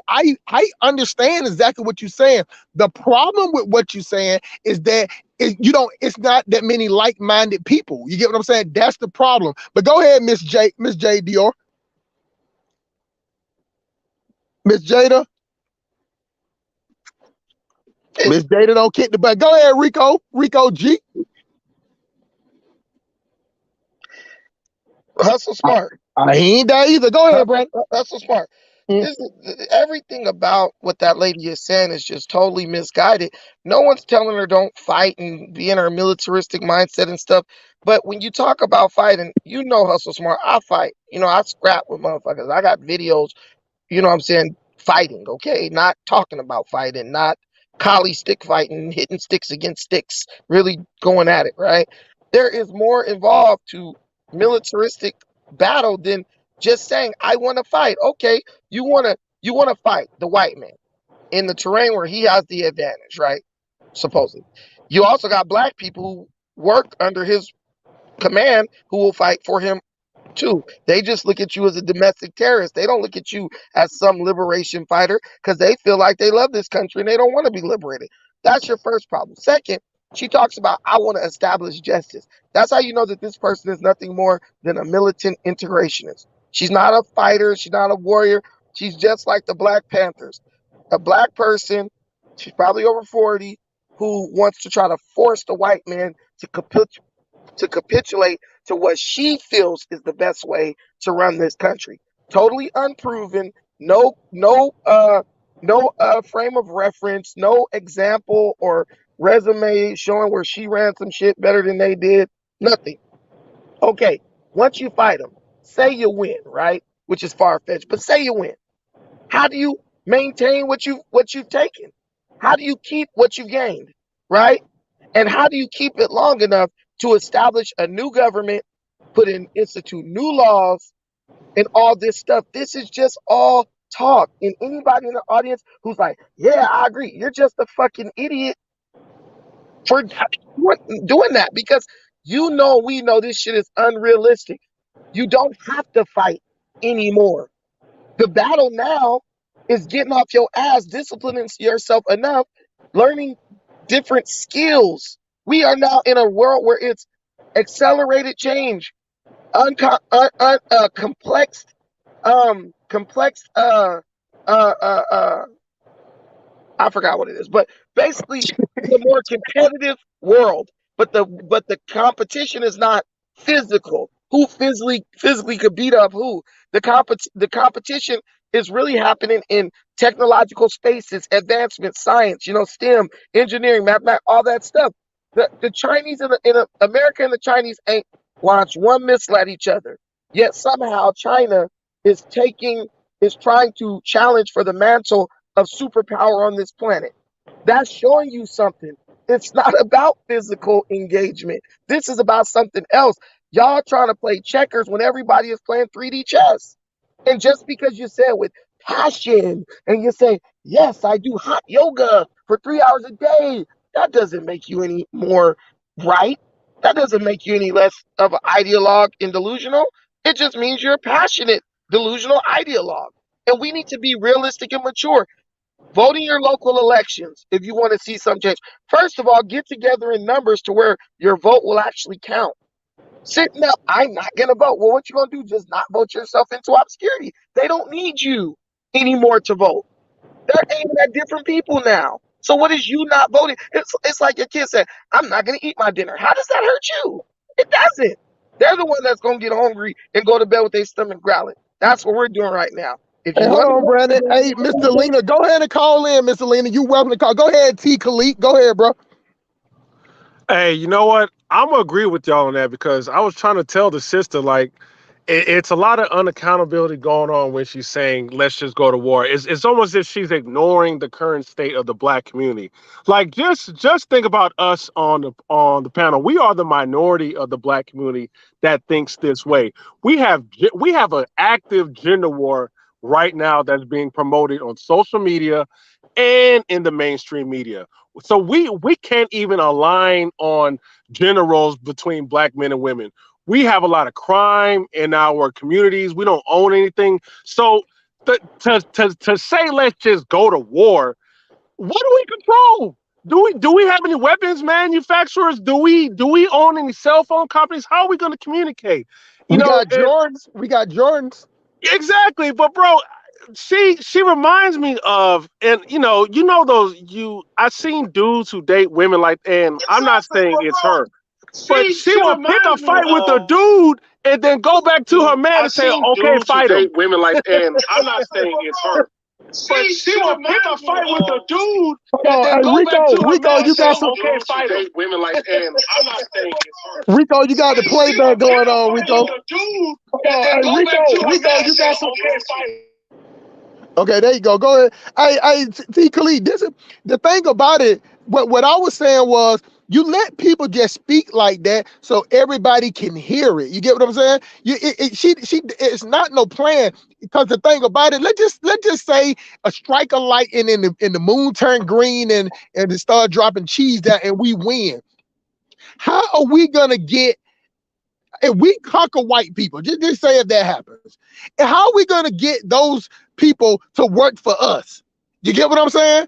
How would that happen if they just lost against somebody that they knew they should have beat? You know what I'm saying? They got all the infrastructure, they got all the military, you know what I'm saying? They got the whole political system, they got all the media. So if we win, how will we keep up the sewer system? How will we keep building sky rises? Because I'm telling you, I go all over the world. It's not black people building these sky rises. When I go to all these recyclable plants, it's not black people running those. You get what I'm saying? You got Brandon and T. Khalid. Man, I have been to factories where it was the size of a football stadium. You know what I'm saying? Recycle places, nuclear. You know what I'm saying? And they only have 3 people running the whole thing. You get what I'm saying? Like, these people are sleeping there. Yep. So who's gonna run this infrastructure? So we have this thing with us as black people that we emotional. So it's like fight. It sounds good to fight until you see these white boys up there in the trees peeing them Gatorade bottles, wait for a black person to come out there being emotional so they can take you out of her. They practice this shit every weekend, Mr. T. They practice every weekend. They sit up here. Let me say, they teach their kids to go. They teach their kids how to hunt. They teach their kids how to purify water. They teach their kids how to build a fire. They teaching their kids how to build a trenches. What we teaching our kids to do? Go out there and play some basketball. Go out there and play some baseball. Go out there and play some football. Shake your little stinking ass and you can make mama rich. And if you die, I can get online and cry and beg people for GoFundMe. And that's the new black life insurance. The new lottery for black people is for a black male, a young black male, and a young black female to die. And black women, it will get online and beg. And you have these white people that feel sorry. These white people that sit up in mansions that feel so bad. You know that they got that guilt after they don't just bought a Ferrari or a Lamborghini. They'll be like, oh, Shanika, little son, Tamarius just lost his life. Let me send $100 over there. You get what I'm saying? Yeah, and bro, check this out too, man, because it was a little emasculation going on. Well, she ain't emasculating none of us, but I can see when you start calling men weak because they don't do what you do, that's a problem, man. And I'm pretty sure if she gets with some simp dude, that's what a woman would do. She will have you go out there and do something completely stupid based on emotions. And if you say, nah, if you think about it rationally and say, how does this benefit me? She's gonna say, man, you ain't nothing but a simp. So if you were just, let me ask you this, brother. If you was a millionaire and some black dude just bumped into you talking crazy. Now, this is a dude living on the street. You have a business, you have an empire, you are on the media. Would you sit there and because your woman is like, hey, baby, fight him, would you fight him risking all that? Or would you take the assessment, is it worth fighting this dude over something that small? So what I'm trying to say, when you start calling men weak, especially women, when men are being rational and intelligent and logical, you are trying to emasculate that black man. And I think we need to call that out. And then just jumping off the panel because no one agrees with you. I'm sorry, but this is why men need to be in leadership positions, like respect to the women. But if you're not going to use logic, rational, and reasoning and just jump to war, and if you don't get your way, F you, I'm out, that ain't going to work. That is not a leadership trait. It's just not. It's not. I agree with you If 100%. Go ahead, bro. if you could produce one video of this woman shooting guns, training with guns, learning tactics, strategy, anything, I will literally go to war with her right now. You're not going to war with Kali sticks, hot yoga. Yes, I read 2 hours a day. Like, the reality is, nobody in America really wants to fight like that. And the people who do, the white folks, they're training. You know what I'm saying? I saw a little girl doing a shooting competition. This little girl better shot than me, and I'm talking about she had a 12 gauge shotgun. She was like 9 years old or 10. You know what I'm saying? And moved from pistol to 12 gauge to this to that, and she's going through a course just destroying it. My friend, his name is Courtney. He's just now getting into shooting and going to this range where you move around and stuff. Man, this guy was terrible. He's 50 and is getting outshot by a 9-year-old white girl. But what I'm saying is, guys, all this tough talk is cool, man, and maybe you need that to satiate, your ego. All black people, we have a big ego, right? But the reality is, the war is different now. You're fighting online, technology. Why don't you get into cybersecurity? Learn about hacking. There's people who hack pipelines and hack different things and are able to demand millions and millions of dollars from governments. The United States had to pay, some company with a pipeline in the South had to pay hackers a bunch of millions of dollars to reopen their pipeline, right, for oil. I remember that because in Georgia and stuff, they was lined up to get oil. That's where the power is nowadays. The physical interaction or altercation, that's not where it's at. And even if it is, 9 times out of 10, Hustle Smart, you already know these people ain't fighting no damn body not winning. Because, dude, go to the MMA gym. We're doing hot yoga. The white boys is in MMA. Filling up the gym every single day. Go over there and look at how many black dudes you got in there. Really training and ready to fight. If you in Atlanta, maybe you got a lot. But if you anywhere else in the country, what, 1, 2, maybe 3?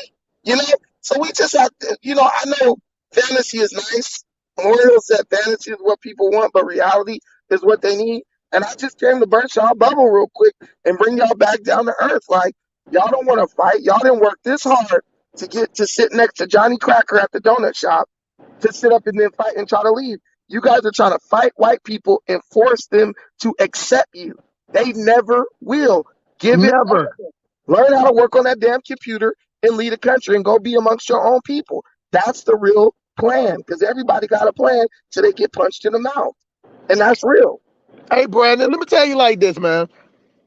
The only thing that a lion will respect is another lion. He don't respect the cub. You get what I'm saying? If y'all watch any video, any National Geographic, y'all see the lions. The little cub can be biting at the lion, jumping on top of him, everything. He just laid there. You get what I'm saying? It ain't like he don't feel it. It just doesn't bother him.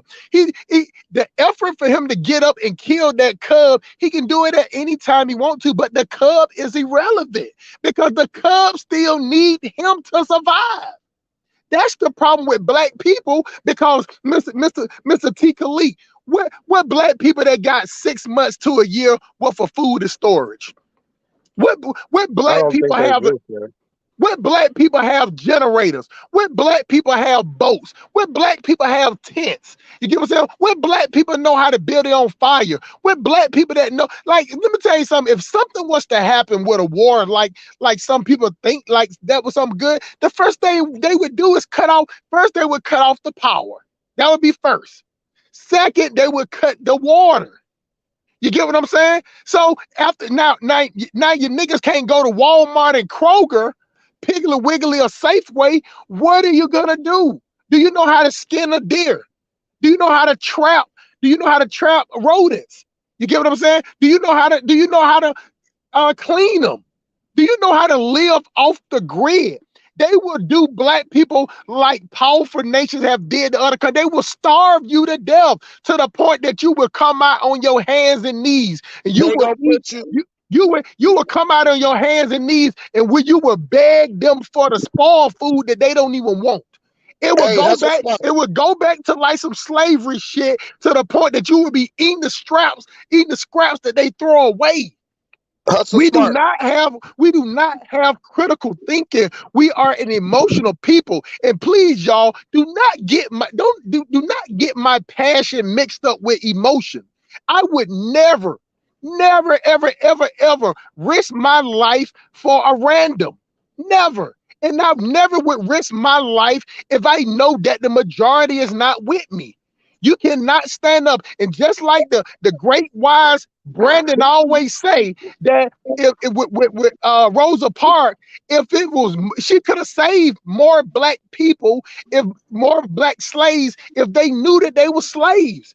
It's a lot of black people right now, Mr. T. Khalid, that don't even know that we're at war, because they're living high off the hog, so to speak, as we say in the South. You get what I'm saying? They driving Benzes. You get what I'm saying? They upper class. They on the 12th, 34th floor. You get what I'm saying? They're shopping at Whole Foods, paying $30 for espresso and some carrots and cheese. You get what I'm saying? It's black people. You thinking them black people that just got through eating some wine and some pepper jack cheese is finna come fight with your ass? Hell no. Yeah, you know what? I just want to say this. I'm gonna hop off, y'all. I didn't get a chance to say nothing, but so the topic is that no Vucking, no vote. And the sad thing is, and this is why I do believe, like, y'all are right, we're not ready for war. If you read the comments on that video, you see people missing the entire point of the video, and they are enthralled to see Trina back rapping again. And that is a major problem with black people. I saw a lot, and it's, I'm gonna be honest, it was mostly black women looking at it and saying, "Look at Trina, you go, girl." And it's like, do you guys not see that this video is mocking you? This is a video showing that you are so stupid that in order to get you involved in politics, we got to make a rap video about you having sex. And that video is pretty much about denying sex to a black man. If you saw the video, it shows the black man walking around with the I voted pin shirt. And as if to Mute say, your mic, Brandon. Hold on for a second, T. Mute your mic, Brandon. Go ahead. Start it over, man. He had the background on. No, I was saying it's really because if you notice that black men are kind of not like voting Democrat anymore. They're either not voting or not voting Democrat. And they're putting out these disrespectful videos. I strongly think that video was aimed towards black men to get black women to not even want to have sex with us if we don't vote. And I'm just like, I don't understand how the black community in large, not us, but in large, is not publicly rebuking that. Like, if we can't even see that attack, How the hell are we going to go to war with white people, man? And that's all I want to say, man. Well, Dumb Hey, like the that. last thing before you jump off, Mr. T. Khalid, how are we gonna go to war against the people that we beg for a job? How we go to war with the people that we beg them for car loans? How we gonna go to war with the people where we begging them to rent out a spot? How we gonna go to war with people where we beg to go in their restaurants? How? We don't We feel like ain't ready, bro. we, We we ain't ready, bro. It's a joke. we're We not ain't ready. ready. We're so far. I'm going to you next, Brandon. You next. We're so far behind. If we ever got, let me pose this question to you before you jump off, T. If we ever got our shit together, how many years would we be? How many years you think it would take for us to get our shit together? Bro, I'm gonna be realistic, man. Come on. I'm honestly thinking it's gonna be for us to get our shit together, man. It'll probably be a nuclear war and civilization has to be reset, man. Like I'm really at that point. I don't know, bro. At this point, I don't know, bro. It could take maybe another 50 to 100 years, bro. And Because, then like I said, if it takes that long, then look how far back these white people got them. Don't partner with Tesla to shoot shit up to the moon. You get what I'm saying?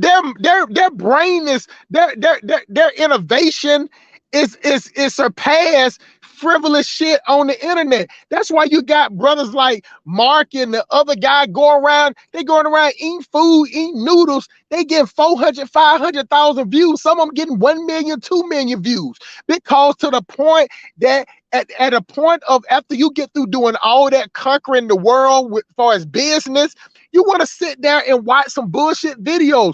That's why white people love to go to Africa. They like to come in. You think that rich white people are impressed by African dancing barefooted, kicking up dust, you know what I'm saying? Eating some goddamn oily ass rice with some soup, with some egusi soup. That doesn't impress them, but it's that simple way of life that allowed them to calm down for the weekend while they're there. So they'll sit out there and play the role. They'll do the dancing and all that. They'll let you paint the face. You can wrap one of them, you know what I'm saying, Kuta Kente blankets around them, and they'll play the role for the weekend, for 2 weeks.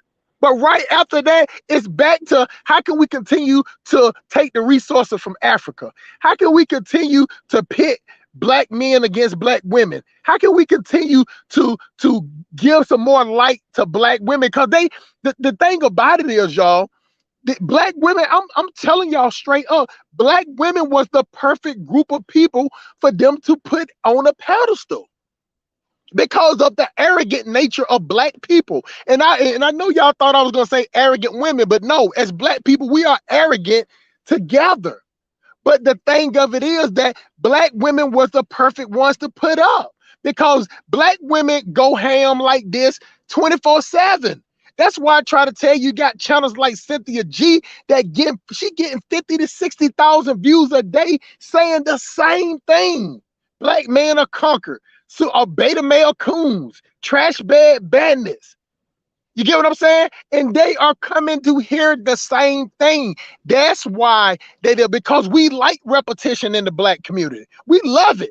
Long as it's dysfunction, we'll listen. That's why we'll listen to the same comedians, we'll listen to the same rappers, and we'll listen to the same R&B singers. And all we talk about is being number one. We number one, like it ain't no room for nobody else. Brandon, let me throw it to you. How many times have you heard? How many times have you heard Def Leppard beefing against Guns N' Roses? Never.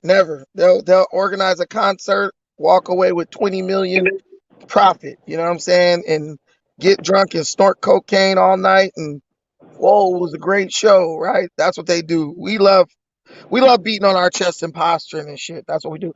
But to speak to what would happen in the war, I imagine that it would be like a Gaza Strip type situation where they would just say, you know what, black people, they can't mingle in the society because we don't know who's a terrorist or who's a regular civilian. And they would just relegate us to some obscure location within America, right? This is what they did to the Indians, put them on reservations. So we already know how this goes. We swear we know history, but then we don't use history and let it guide our actions. We will be on a reservation somewhere down south, okay? On several different reservations or internment camps, just eating freaking cornbread and collard greens every damn night till we drop dead, right? Turning big rocks to little rocks. Now, to speak to the no vucking, no voting, I want to throw y'all a question. This is how you know that this is goofball bullshit talking about don't vote because they're saying vote. And I actually think they're right. I think the way they appeal to us is wrong, but in reality, everything politicians do is based on statistics. So stop trying to act like what that lady was saying, oh, some white supremacist in a room. Man, there wasn't no white supremacist in the room. They pulled up what niggas listen to, what niggas go and get their information from, and they went and grabbed it and they used that to appeal to you, period. They know you listen to Breakfast Club every damn morning. Why you think Hillary Clinton was on Breakfast Club? Why you think Joe Biden let Charlemagne within 10 feet of them, right? Because they know what you're going to listen to, where you get your information. So they're not doing anything based on systematic white supremacy. They're doing everything based on numbers. Okay, what's the stats on this? What do niggas like to eat? Oh, they love eating oranges, boss. Let's go buy some oranges then and sell it to them. This is how white people operate. Black people, we haven't got there yet. We still believe in what people say versus looking at what people's actions and letting that determine how we interact with those people, right? Because we said Joe Biden has changed. He's no longer a racist and all that. Then went out there and voted for him by 90%. He got in and started doing racist stuff day one, right? Because we went by his words, not by his actions. But my question to everybody, even in the audience, okay, let's say we do the ignorant shit. Hold your vote, family, don't vote, right? This is what we said, this is what we think is cool. Okay, what are you going to be doing for 40 years after you hold your vote and don't vote? What are you going to be doing for 4 years? Sitting there with your arms folded, waiting on them to come to the table and say, please vote for us. And what did they never come? While everybody else then went in the back room, worked out deals, voted. Look, you get our vote, you better give us this, and we're going to hold you accountable. They're getting what they want, and they're voting. So you got to be a damn fool to see every other group working with the politicians, voting, throwing their support behind candidates, donating money, and getting everything they want, and then say, I'm not going to donate anything. I'm not going to vote. Matter of fact, I'm not even going to talk to nobody, and I'm going to get everything I want. No, you're going to get nothing because in reality, Hustle Smart, nothing is exactly what we want, because what we really want is to have reason to keep on complaining. But when we don't vote, after the election is over and we haven't voted, what are we going to do for the 4 years leading up to the next election? And especially, what are we going to do if they don't come begging us for our vote? I would like to hear an answer to that one. You know what? It just, to go with that question, it always, one of the most embarrassing things I saw for as black people. I don't see a lot of embarrassing shit, but when I saw black men was saying on their knees saying, I can't breathe. You know what I'm saying? Begging white people to let them breathe. You get what I'm saying? Like that's it. I know it was a slogan, and I know it was just trying to get people point, but I'm like, it's nowhere in the world that you claim to be as arrogant and boisterous, and everybody want to be like you. You get what I'm saying? Everybody want to be like you, but you're asking the people that want to be like you. You asking the people that you think you're better than. You think you dance better. You think you look better. You think you fuck better. You think you dress better. You're begging them to breathe. You get what I'm saying? So it just goes to show that our power to us is just like, it ain't no different from a jester in the king's time. It ain't no different from the stepping and fetching of the slavery time, the cooning. It's like when you talk about entertainment and gossip, it's like the dopamine in us come alive. But if you talk about, hey man, let's go do this trade school for like 2 years so we can run this business, then it's like, oh shit, my back hurting, my knees hurting, whatever. But hey man, we got this party that's going over there. Oh shit, I'm down. We in these streets. You get what I'm saying? So what I'm saying, Brandon, is that we like for white people to run the infrastructure. We like for white people to keep the planes up the par. We like for white people to run the military. We like to complain about the military, and we like it at the same time.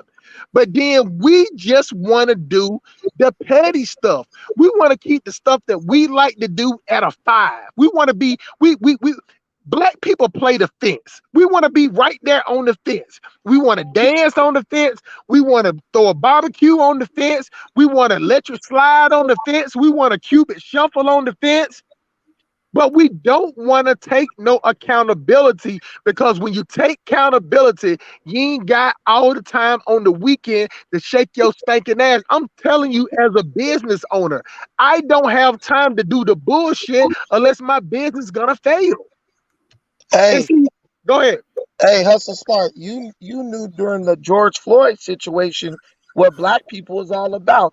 I have friends going down the loot downtown, tearing up shit, breaking in CVS to steal all the freaking fentanyl and the damn codeine. I'm just kidding about the fentanyl, but to steal the codeine and all that stuff, right? And so I'm like, yo, because that was around the time when I was still running this like study group, right? And so these dudes all mad about George Floyd, and I'm like, well, maybe seeing what happened to George Floyd and being mad enough to riot and protest, maybe they want to come to the study group and learn. We were gonna take the group to Africa or whatever, right? And then he was like, nah, bro, I'm about to go to Vegas. They didn't tear stuff down because of some moral conviction and, for justice and all that stuff. They just tore things down and steal enough stuff to sell real quick so they could go to Vegas and drink and gamble and have fun. But black people don't want to replace anything in America. We talk about justice. We swear we can run this shit better than white folks can. But look at every black run city in America. At this point, I'm like, y'all need to leave these white folks alone and let them run their country, because every time they give us the reins of something, it turns to crap. Literally. Look at Louisiana. Look at Chicago. Look at Detroit. Look at Baltimore. Look at Atlanta. We're not qualified. And even those of us who are educated, we get an education not for it to be applicable. We get an education just for the theoretical aspect, just so we could say we know some shit. We don't go become engineers so we could build skyscrapers. We go become engineers so we could work for white-owned companies in a cubicle doing a job that a damn computer could do, and they don't even really need us, but they got to do diversity hire, so they put us in the cubicle. We're not serious. And what I'm saying is black people need to just take a step back, learn some of these skills that will allow us to compete in the economic arena, because the physical arena, we ain't competing in there unless we John Jones in the UFC. We need to compete in the economic tech and tech sector and just get some money and some generational wealth. And then once we acquire that, we'll look up and see what our options are. You can't start from nowhere. You can't start shit without no money, period. Hey, go ahead, Blanche. Oh, what's up, y'all? Man, what's up? I've been enjoying the conversation. Shout out to you, my brother. What's up? What's up? I think we got to be realistic, because the LGBTQ community is going to take over. So I think black folks miss an opportunity. You think about it now, they're going to be the ones heading everything up, the trans and the gay. That's why they had that dude in the video with Trina for the no voting, no vucking. They got a guy that's trans, gay, or whatever, and he talking about, if you want to hit this booty, do your civic. Basically, he said, if you want to vote, hit this booty. If you want to vote, if you want to hit this booty. So what I'm saying is, all of this revolutionary talk, it sounds good, but there's a few folks standing in the way. The Hispanic community is going to be number one in population, and the gay community going to have all the social, economic, and political leverage. So I just don't see where black folks fit in when it comes to this war talk. We got to get strategic, I guess, and try to start, I don't know, I guess getting where we fit in. Biden is the one that said, get with the Hispanics. So he was clear about where our position is. Biden also said that the new civil rights is trans rights. So I don't know all this talk is coming from, because we've been removed from the board. In this next election cycle, in 4 years from now, well, not 4 years, but 2 years from now, you're going to see the impact of these other communities over the black community. I mean, I agree with you 100. I mean, I don't know about the gay community, because the gay community is so small and kind of nuanced. They have a lot of division amongst themselves, but it's definitely clear that the goal is to move away from all of this like civil rights talking points and stuff like that, and kind of just have everybody look at themselves as a part of America and like, you know, being a productive member of America. I think the trans rights and stuff, they're just a vocal minority, right? And what are they asking for? To go to the same bathroom, or just what their demands are not even demands. They're just like preferences, right? Which is fine. But ultimately, I agree with you with the black people talking military talk and revolutionary talk. Even the Black Panthers weren't revolutionaries. That's what we don't understand. They said they were revolutionary, but they weren't. Revolutionaries overthrow the government. Black Panthers wanted a comfortable space within the government. They wanted fair treatment under the white supremacist government. That's not revolutionary. That's just asking for a better position within white supremacy. The But Pan African people, go ahead, sorry. I'm sorry. But if you think about it, that's my point about the community, is that look how much a small minority of the community already has. You got to think about it. They already have Gay Pride Month and they got Gay History Month. So pretty soon it's going to be literally 12. Like what I'm telling you is that they have all of the influence, meaning you're going to see flags everywhere. I mean, Obama made the White House a rainbow. And so my point with them is they're a small segment, but they have all the leverage already. Even BLM, one of their mission statements was for trans in leadership. So what I'm saying is it won't matter if you look up and in every big position, there's a trans person or a gay person. So what I'm telling with them is they slid in through the back door on the backs of black folks in the streets hollering and screaming. They came through the back door, and now everything's going to be catered to them based on the political and the social and economic. As far as the raw numbers, that's going to go to Hispanics. Asians don't even count because they pretty much mirror the white community. But if you watch the gay and trans community, they are a small voice, but the problem is they got all the leverage. You can call somebody the N-word, nothing's going to happen. You call somebody a tranny or the F word, it's a wrap. So what I'm saying is they have all of the leverage in the situation. I agree with you on the part with the Mexicans, and I think that that's ultimately who's going to control the influence. The gays that I live in a place where there's a lot of gay people. I live in Long Beach, California. There's a whole gay section of the town. The gays have influence, but it's very restricted to a certain area. Like they're insulated, right? They do come out when they feel like they're being mistreated or they want some recognition and all that stuff. But at the end of the day, gay people are white people. And when the chips are down, gay people become white more than they're gay, okay? For real. There's gays for Trump, you know what I'm saying? Gays for Republicans. So I've seen that time and time again. Like we had an election for mayor here, and there was a dude who was white, and he was running against a Hispanic dude who was gay. The majority of the white gay people voted for that white guy who was like conservative Christian over the Hispanic gay dude who was going for mayor, but he had a lot of like real estate developer money and stuff like that. So he took the black vote and the Cambodian vote and all that. So he ended up winning. But all those gay whites, they went with the white man. You know what I'm saying? And for whatever reasons. So one thing I think they do well is putting down their sexual preferences on behalf of the greater good of their society. But I understand what you're saying. But what I do want to highlight is these Hispanics, man, they are coming up, bro. They are taking over Texas. Politically, Hispanics are coming for that political bag, and they're not getting that by not voting. And that's and Brandon, a lot of them are largely Republican. Yes. Like the new ones are coming up as far as in politics. But what I was saying, Dynas, was this. How do black people see other groups? Myra Flores is a Mexican immigrant. Came here from Mexico, is now running to be a representative for the state of Texas. Every other group is imitating and matching this formula, right? Vote, get one of your people up there, put the money up, get them in a position of power, make shit happen. Black people are the only community talking about hold your vote. And when black people realize that the people telling them to do that are actually just agents who are doing that to help us to convince us to undermine our own best interest, maybe they'll change. But like Dynas asked them a question, I said, okay, why you holding your vote and the vote happened without you? What are you going to do for the next 4 years after you hold your vote? What do you think they're going to do, Dynas? Nothing. Right. So you're not voting yourself into irrelevance. Doesn't make sense to me.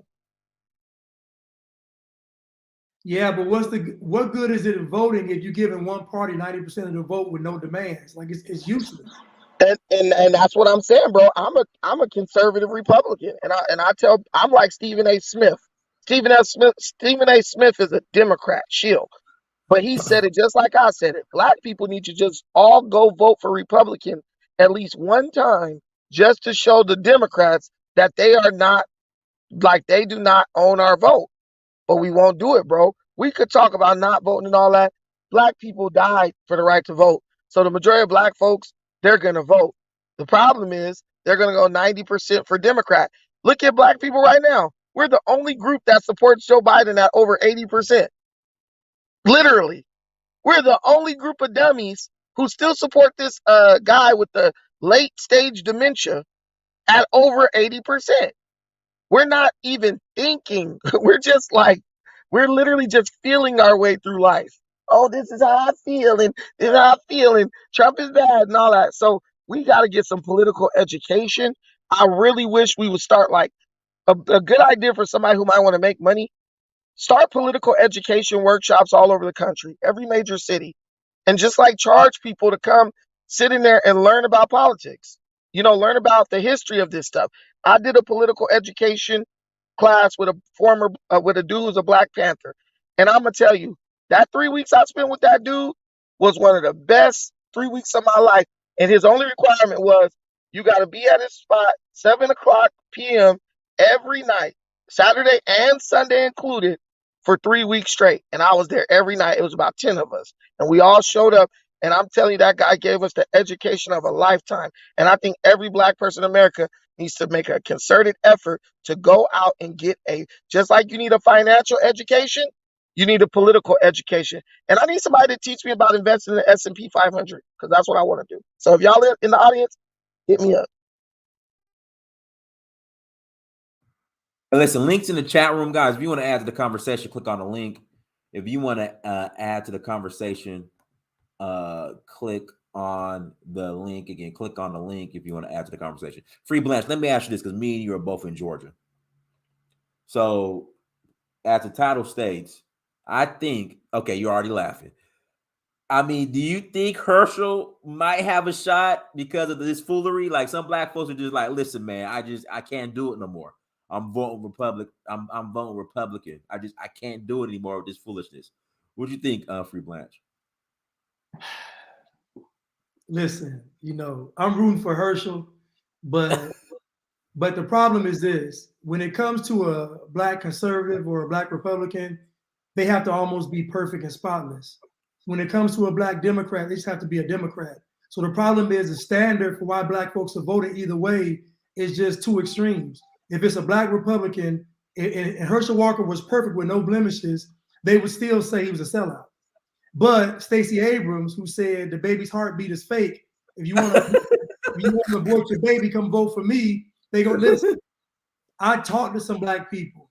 I've been talking to them for the past 2 weeks about Stacey Abrams, and they literally told me they don't care what she does. She's getting their vote.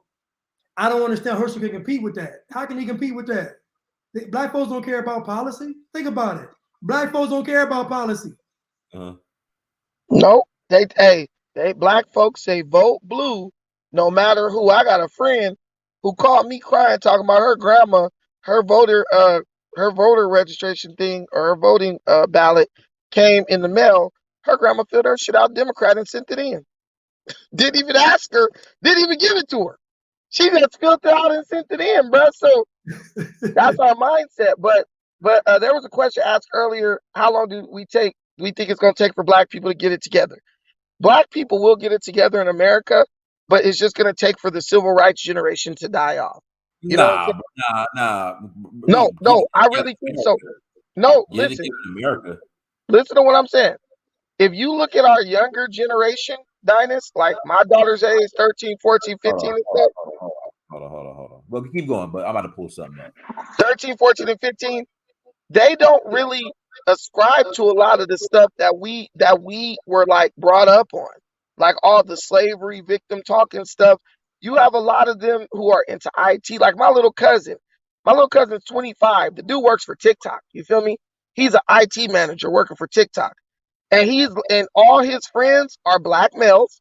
One of his friends is Jalen Brown, the guy who played for the Raiders.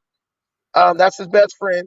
And in his group is all young black males who are in IT, working for like TikTok, working for ADP, different companies like that. And for a while, I was just like, man, young black folks, all they want to do is watch drill rap and shake their ass and stuff like that. 10 to 20. But when I started like kind of being around him more, there's an entire invisible, like, there's an invisible, like, not majority, but there's an invisible contingent of our population, young black men and women who are like young, educated. They are tech savvy. They are high earners, making 70, 80,000 a year. They're not sitting up getting caught up with Brandon, um you're not in Atlanta. You're not in Atlanta. yeah, but that's one city, bro. There's a lot of cities. Brandon, Atlanta's Brandon, it's done. It's done, Brandon. It's done. Atlanta is one city. And then everybody you named working for those companies are liberals. They're going to go with liberals. They're not going to be going with conservatives. No, that's not true. My cousin is a conservative. Listen, the Brandon, whole thing is. Listen, hold on, like somebody, Brandon. Go ahead, Blanche. No, I'm just saying that the problem is voting Democrat. Think about it. All of the propaganda out there for voting is for you to vote Democrat. There's no conservative propaganda out there to vote. Everything you see about voting, whether it's rock the vote, vote or die, Vucker vote, all that stuff is for you to vote Democrat. So it's more of a social thing for the young people. Conservative, these young people are liberal to the core. New generation, like no, free Blanche. There was a thing even on YouTube where they had the young black conservatives. It was a lot of them, and they interviewed them. They all went down to the Trump rally, and they was talking about why they're conservative and stuff like that.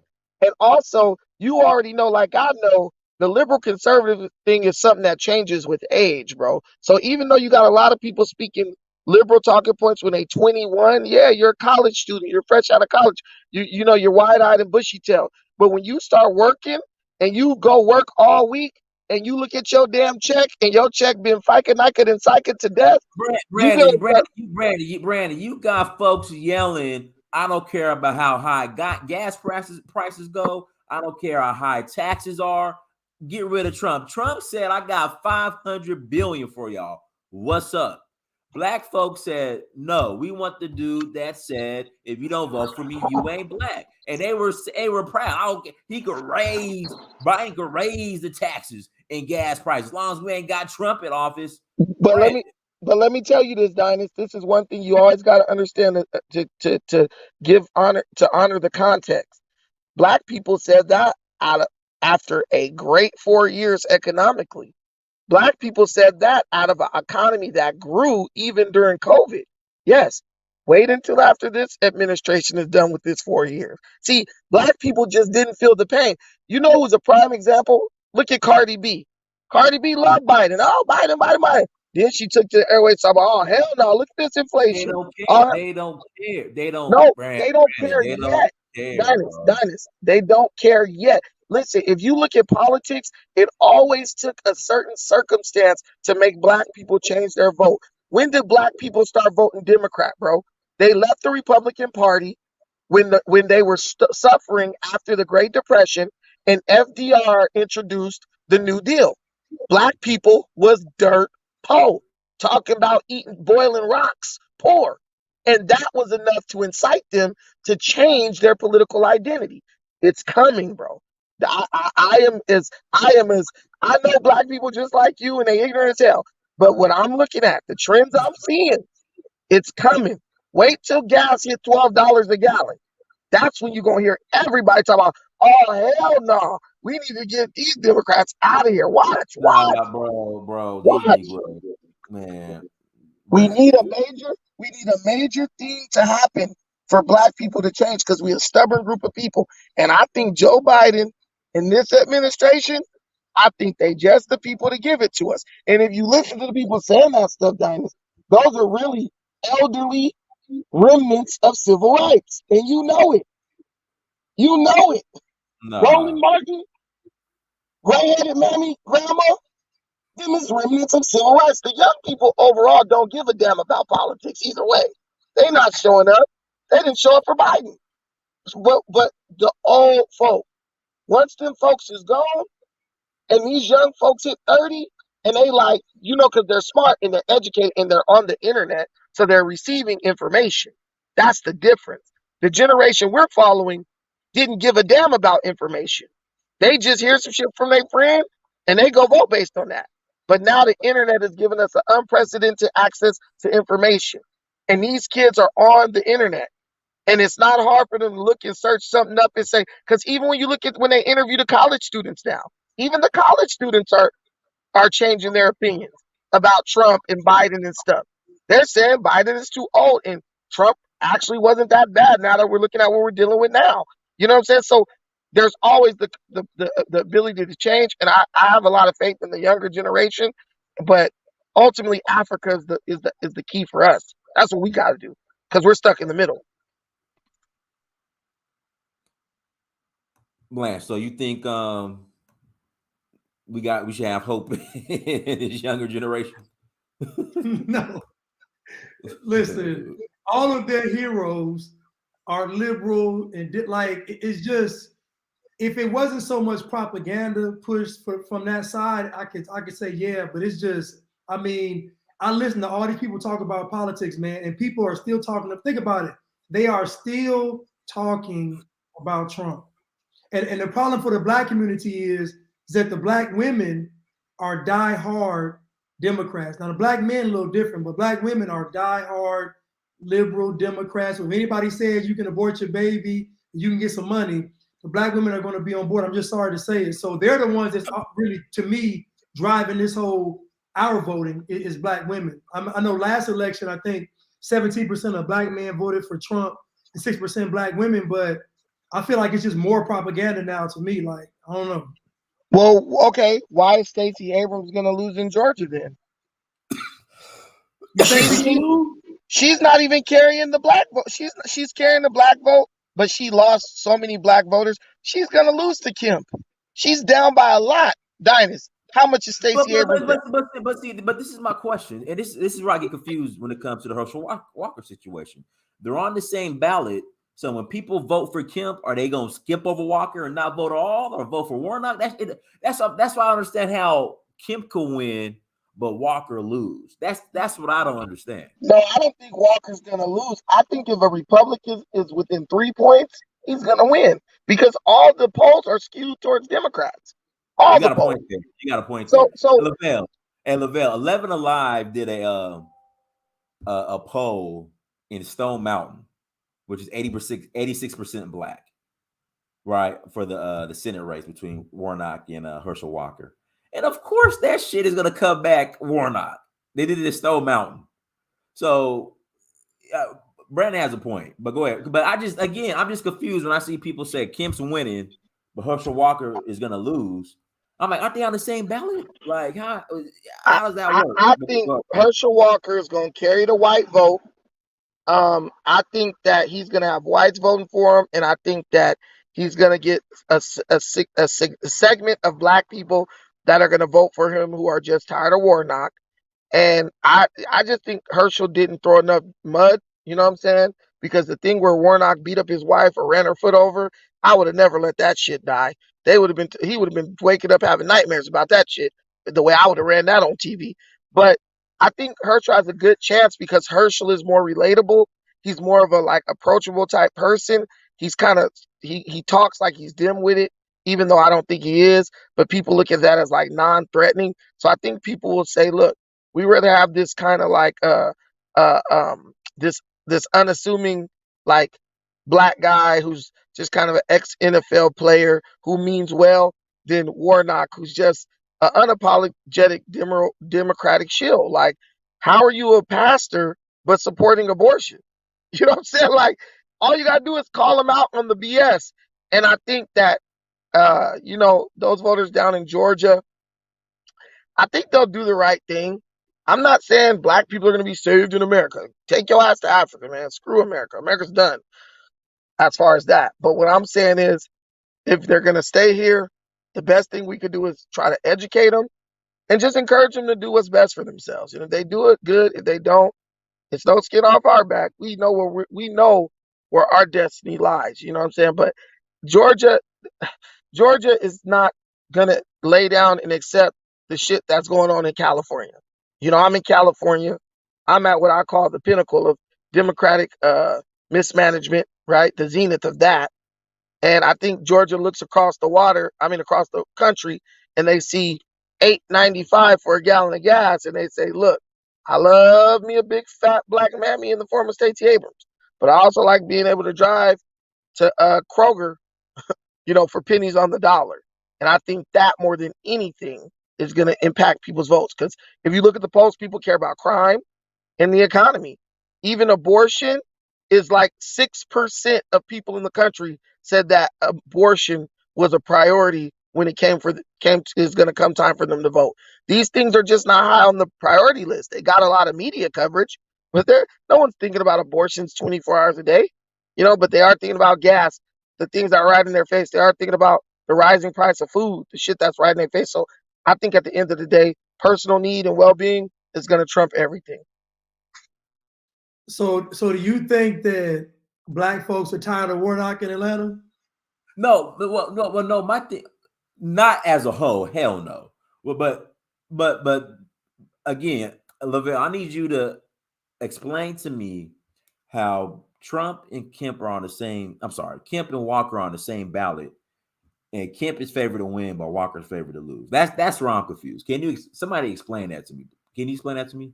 I know Brandon already did, but can you explain that to me? Free Blanche. I just think that when it comes to voting, I know our people just aren't informed about politics. And so to me, there's probably more people that would actually vote for Kemp, period, of all races, than to not vote for Warnock. So it's almost like black folks would kind of vote. It'd be more votes for Warnock, in my opinion, as far as from black people, and then more votes for everybody else for Kemp. That's how I see it could happen. But I just know that I haven't met any black folks that like Herschel Walker. None. I mean, zero. They all are adamant about Herschel Walker's bad, all of them.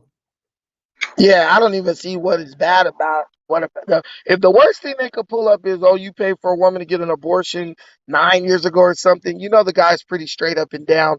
And you know, like you said earlier, Free Blanche, when you're black, you got to be a perfect person if you're a conservative versus Democrat. All you got to do is be Democrat. But Dynas, I want to ask you, when we gonna start our camp? When we gonna start stumping, dude? When we gonna start our political Listen. marathon? So I'm listening. I'm doing election night, and then we're gonna start talking politics more. But I'm definitely election night. November 7th, November 4th, and November 7th, or the 7th. Okay, so who we got in Georgia? So when I do my channel, I'm going. Listen, I'm going Republican all the way down the board. I'm going Kemp, Walker. Everything R. Me. My ex teammate is running. That I played with at University of Georgia. He's running. Burt Jones. I'm going Republican all the way down the board. Okay, cool. So you know, in California, listen, I'm checking R on everything. Right, California, we ain't got a chance, so it ain't nothing. But I'll definitely push the Republican candidates. I'm gonna be talking about Pennsylvania because that's big. I want Dr. Oz to take that because that goofball Fetterman, he's just not even fit to run. And he drew down on a black man who was just jogging down the street like a true racist with a shotgun, talking about you gonna stay here until we get this sorted out. Like lied and said he heard gunshots and they were the little fireworks that some kids was setting off. And so he go draw down on a grown man jogging down the street. But so we gonna get into it and I'm gonna push it and I support Herschel Walker. Hey, you think Karen Bass is gonna win out there in Cali? Hell no. Well, she's up in polls right now. Like she's up. Maybe she might win. If she win, good. I'm gonna see if she give me some butter biscuits. Okay. Jada Foreman, go ahead. Yeah, what's going on, crew?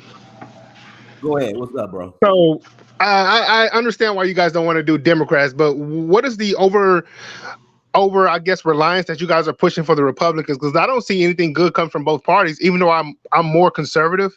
And I do support people like Jerome Davis out of Phoenix, and I do support Herschel Warnock over the pulpit preach or whatever Warnock is.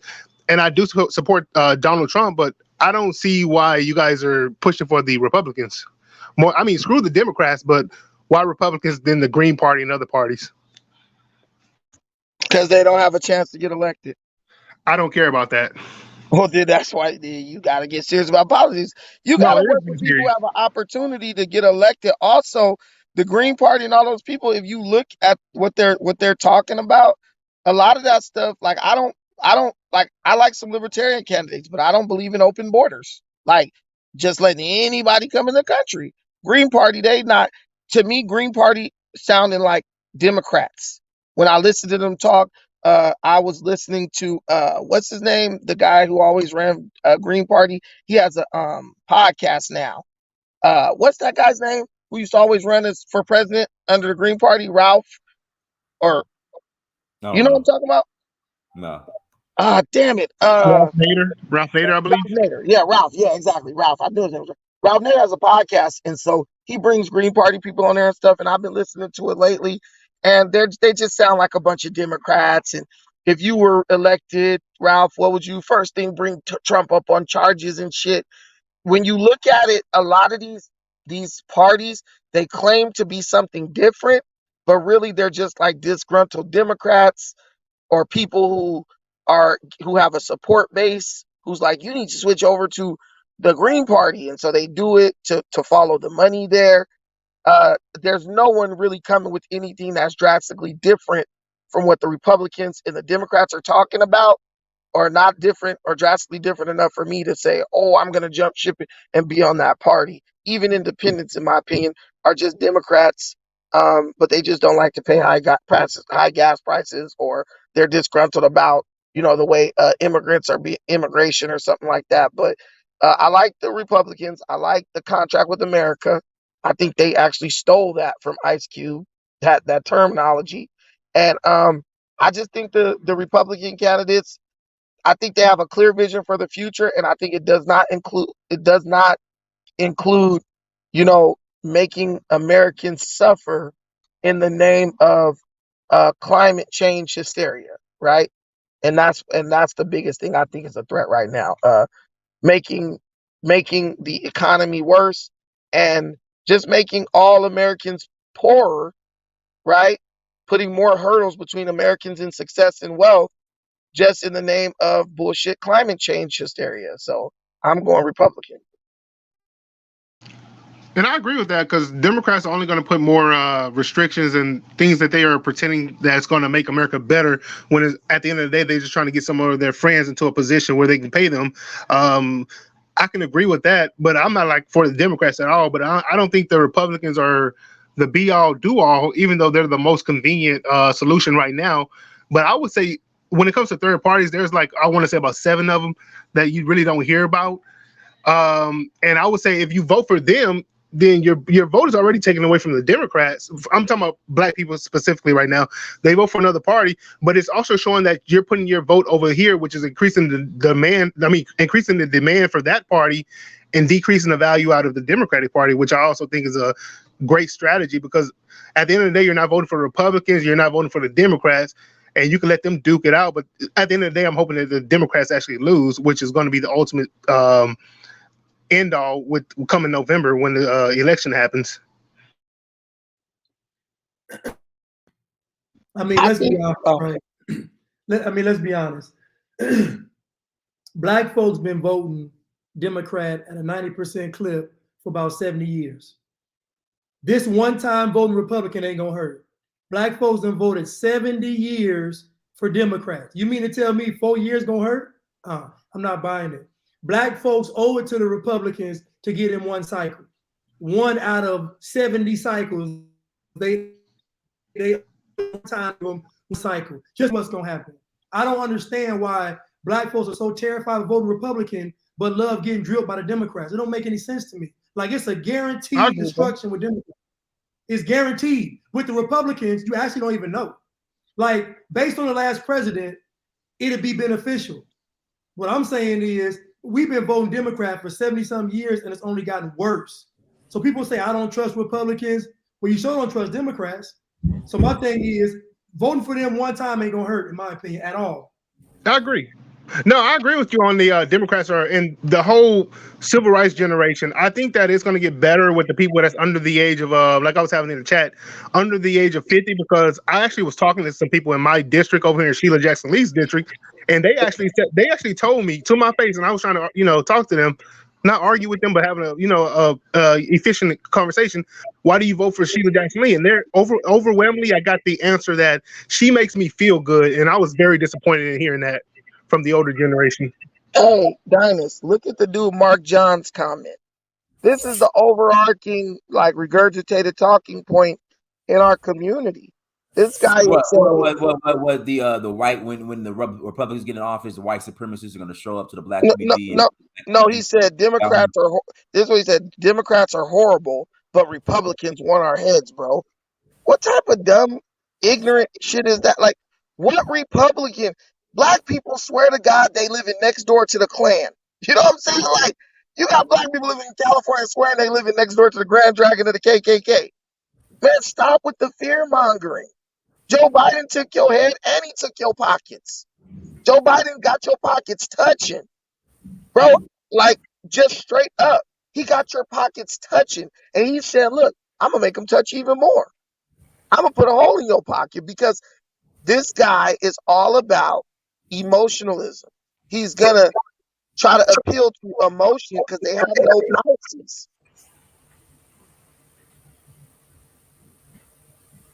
All right, Miriam. Go ahead, Miriam. Hi, greetings to everybody on the panel. I just have a quick question for Pan-Africanism Strikes Back. If there's so many more Hispanics coming in and they're all going towards Republican, do the black votes still matter in the Republican Party? Yeah, because Hispanics, though they have a lot of numbers, a lot of them are coming in illegally, so they can't vote, right? So the ones that are voting, the legal Hispanics in America are not, I don't believe, truly like outnumbering black people who are registered to vote. Because you do got a lot of Hispanics who are legally here, but they still don't participate in the political process. So I think this is really, this 2024, I believe that's the last election where the black vote is really going to matter, right? It's going to be an add-on. And also, you have a lot of Latinos who are Democrats. Like in Myra Flores's area, right? District, the Democrats are sending a Hispanic guy, American born, who is a Democrat, to go there and run against her and basically run on a platform saying, yo, she wasn't born in America, so she doesn't really understand the nuances of American politics. And he's a serious threat to her getting elected to Congress. But we're going to find out. We're going to see what's up. We're going to see what the Hispanics do, because a lot of Hispanics are beholden to the Democrats because they think that's the direction that, immigration reform or like granting people amnesty is going to come from, right? So they're like black people. Oh man, the Democrats, they might be bad, but if anybody's going to pass amnesty, it's going to be them, right? So they keep them in office. But the reality is, they just ruled DACA to be unconstitutional, and so I think that right there is going to cause a shift in the Latin or Latino voting demographic, because if DACA is being declared unconstitutional, those who would vote Democrat, who would have voted Republican otherwise, they're going to say, hell, I could go vote for Republicans and protect my pockets versus vote against my own best interest to help a bunch of Hispanic people just on the strength of being Hispanic. And even black people do that all the time. I voted for Obamacare because I knew a lot of my family members would benefit from it. But I have health care. You know what I'm saying? But a lot of people do that. But yeah, I think we're going to matter in 2024, and that'll be the last election where our vote is really courted. Also, I want to add on to that. I live in Houston, Texas, over here, and there's a lot of LGBT Hispanics. I know they're most definitely down with the Democrats. Just to add on to that. And if you look at the numbers, the most conservative of the Latin community are the Cubans in Florida. All the rest of them are pretty much like 52%, 48, or 52, 48 the other way, voting Democrat and Republican. So most of the Hispanics are like almost down the middle on how they vote Republican or Democrat. And that's what we need black people to, because black people need to stop doing this night. And like I said, it's mostly the older generation. We all know that.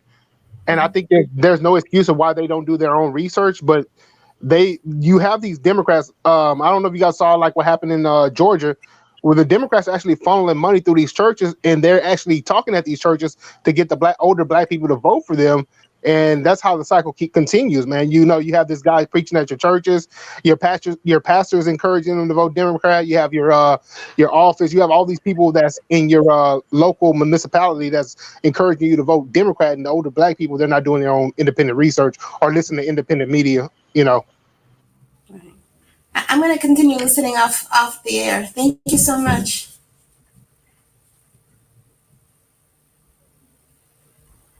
You're welcome. Thank you, guys. I'll put the link in the chat room, and if you guys want to call in now, we'll go ahead and close out. But yeah, like I said, election night, you know, I'm gonna have, you know, going to be live streaming. Like I said, I'm voting Republican all the way down. I'm marking, and I'm feeling the red bubble. Me too. All the way down. Hey, do you guys have you guys noticed the brother Jerome Davis? I'm hoping he win in Phoenix. Have you guys noticed him? He's the brother that did he had an AK, like he had a weapon, and the Ku Klux Klan ran at him. He was talking about they were Democrats, and he was shooting at them. Yes. Hey, look at his platform. It's beautiful, man. Every black person should get behind that. Hold on. Is he the ex-football player? Yes. Yeah. I know you're talking about. Yeah, I know you're talking about. So, hey, listen, Free Blanche, anything else you want to share, man? And, you know, how can people reach you? I know you got your own YouTube page and Instagram. Yeah, I mean, I can be reached at He Is Blanchard on all social media platforms. He Is Blanchard, BLANCHARD.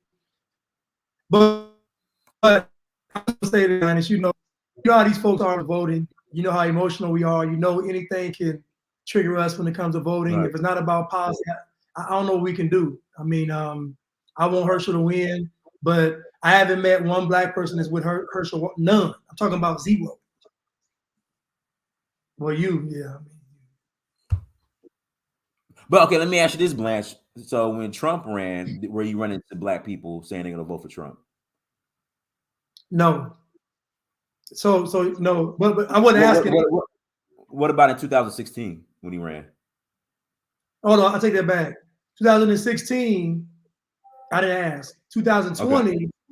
Yes, I heard more black folks saying they still was gonna vote for Trump. But then a lot of black folks said that Trump was gonna win anyway. A lot of black folks said I'm not gonna vote or my vote don't matter. So I don't know, it's kind of, everybody thought Trump was gonna win. And then he didn't, and so it was like a shock. But you predicted that he wasn't gonna win. Yeah, I knew he wasn't, because it's just the way this stuff was going, man. It's just they was gonna do something, man.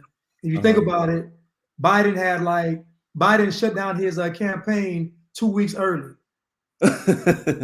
Like, how you know you're gonna win 2 weeks early, and you barely have folks coming out to even hear you speak? Like, it's crazy. But you know, all right. I won't get my thoughts on that. Yeah. So everyone, thank you so much for joining. Like, share, subscribe. Until next time, family. Dynasty Mirror, Search for Uhuru. Peace.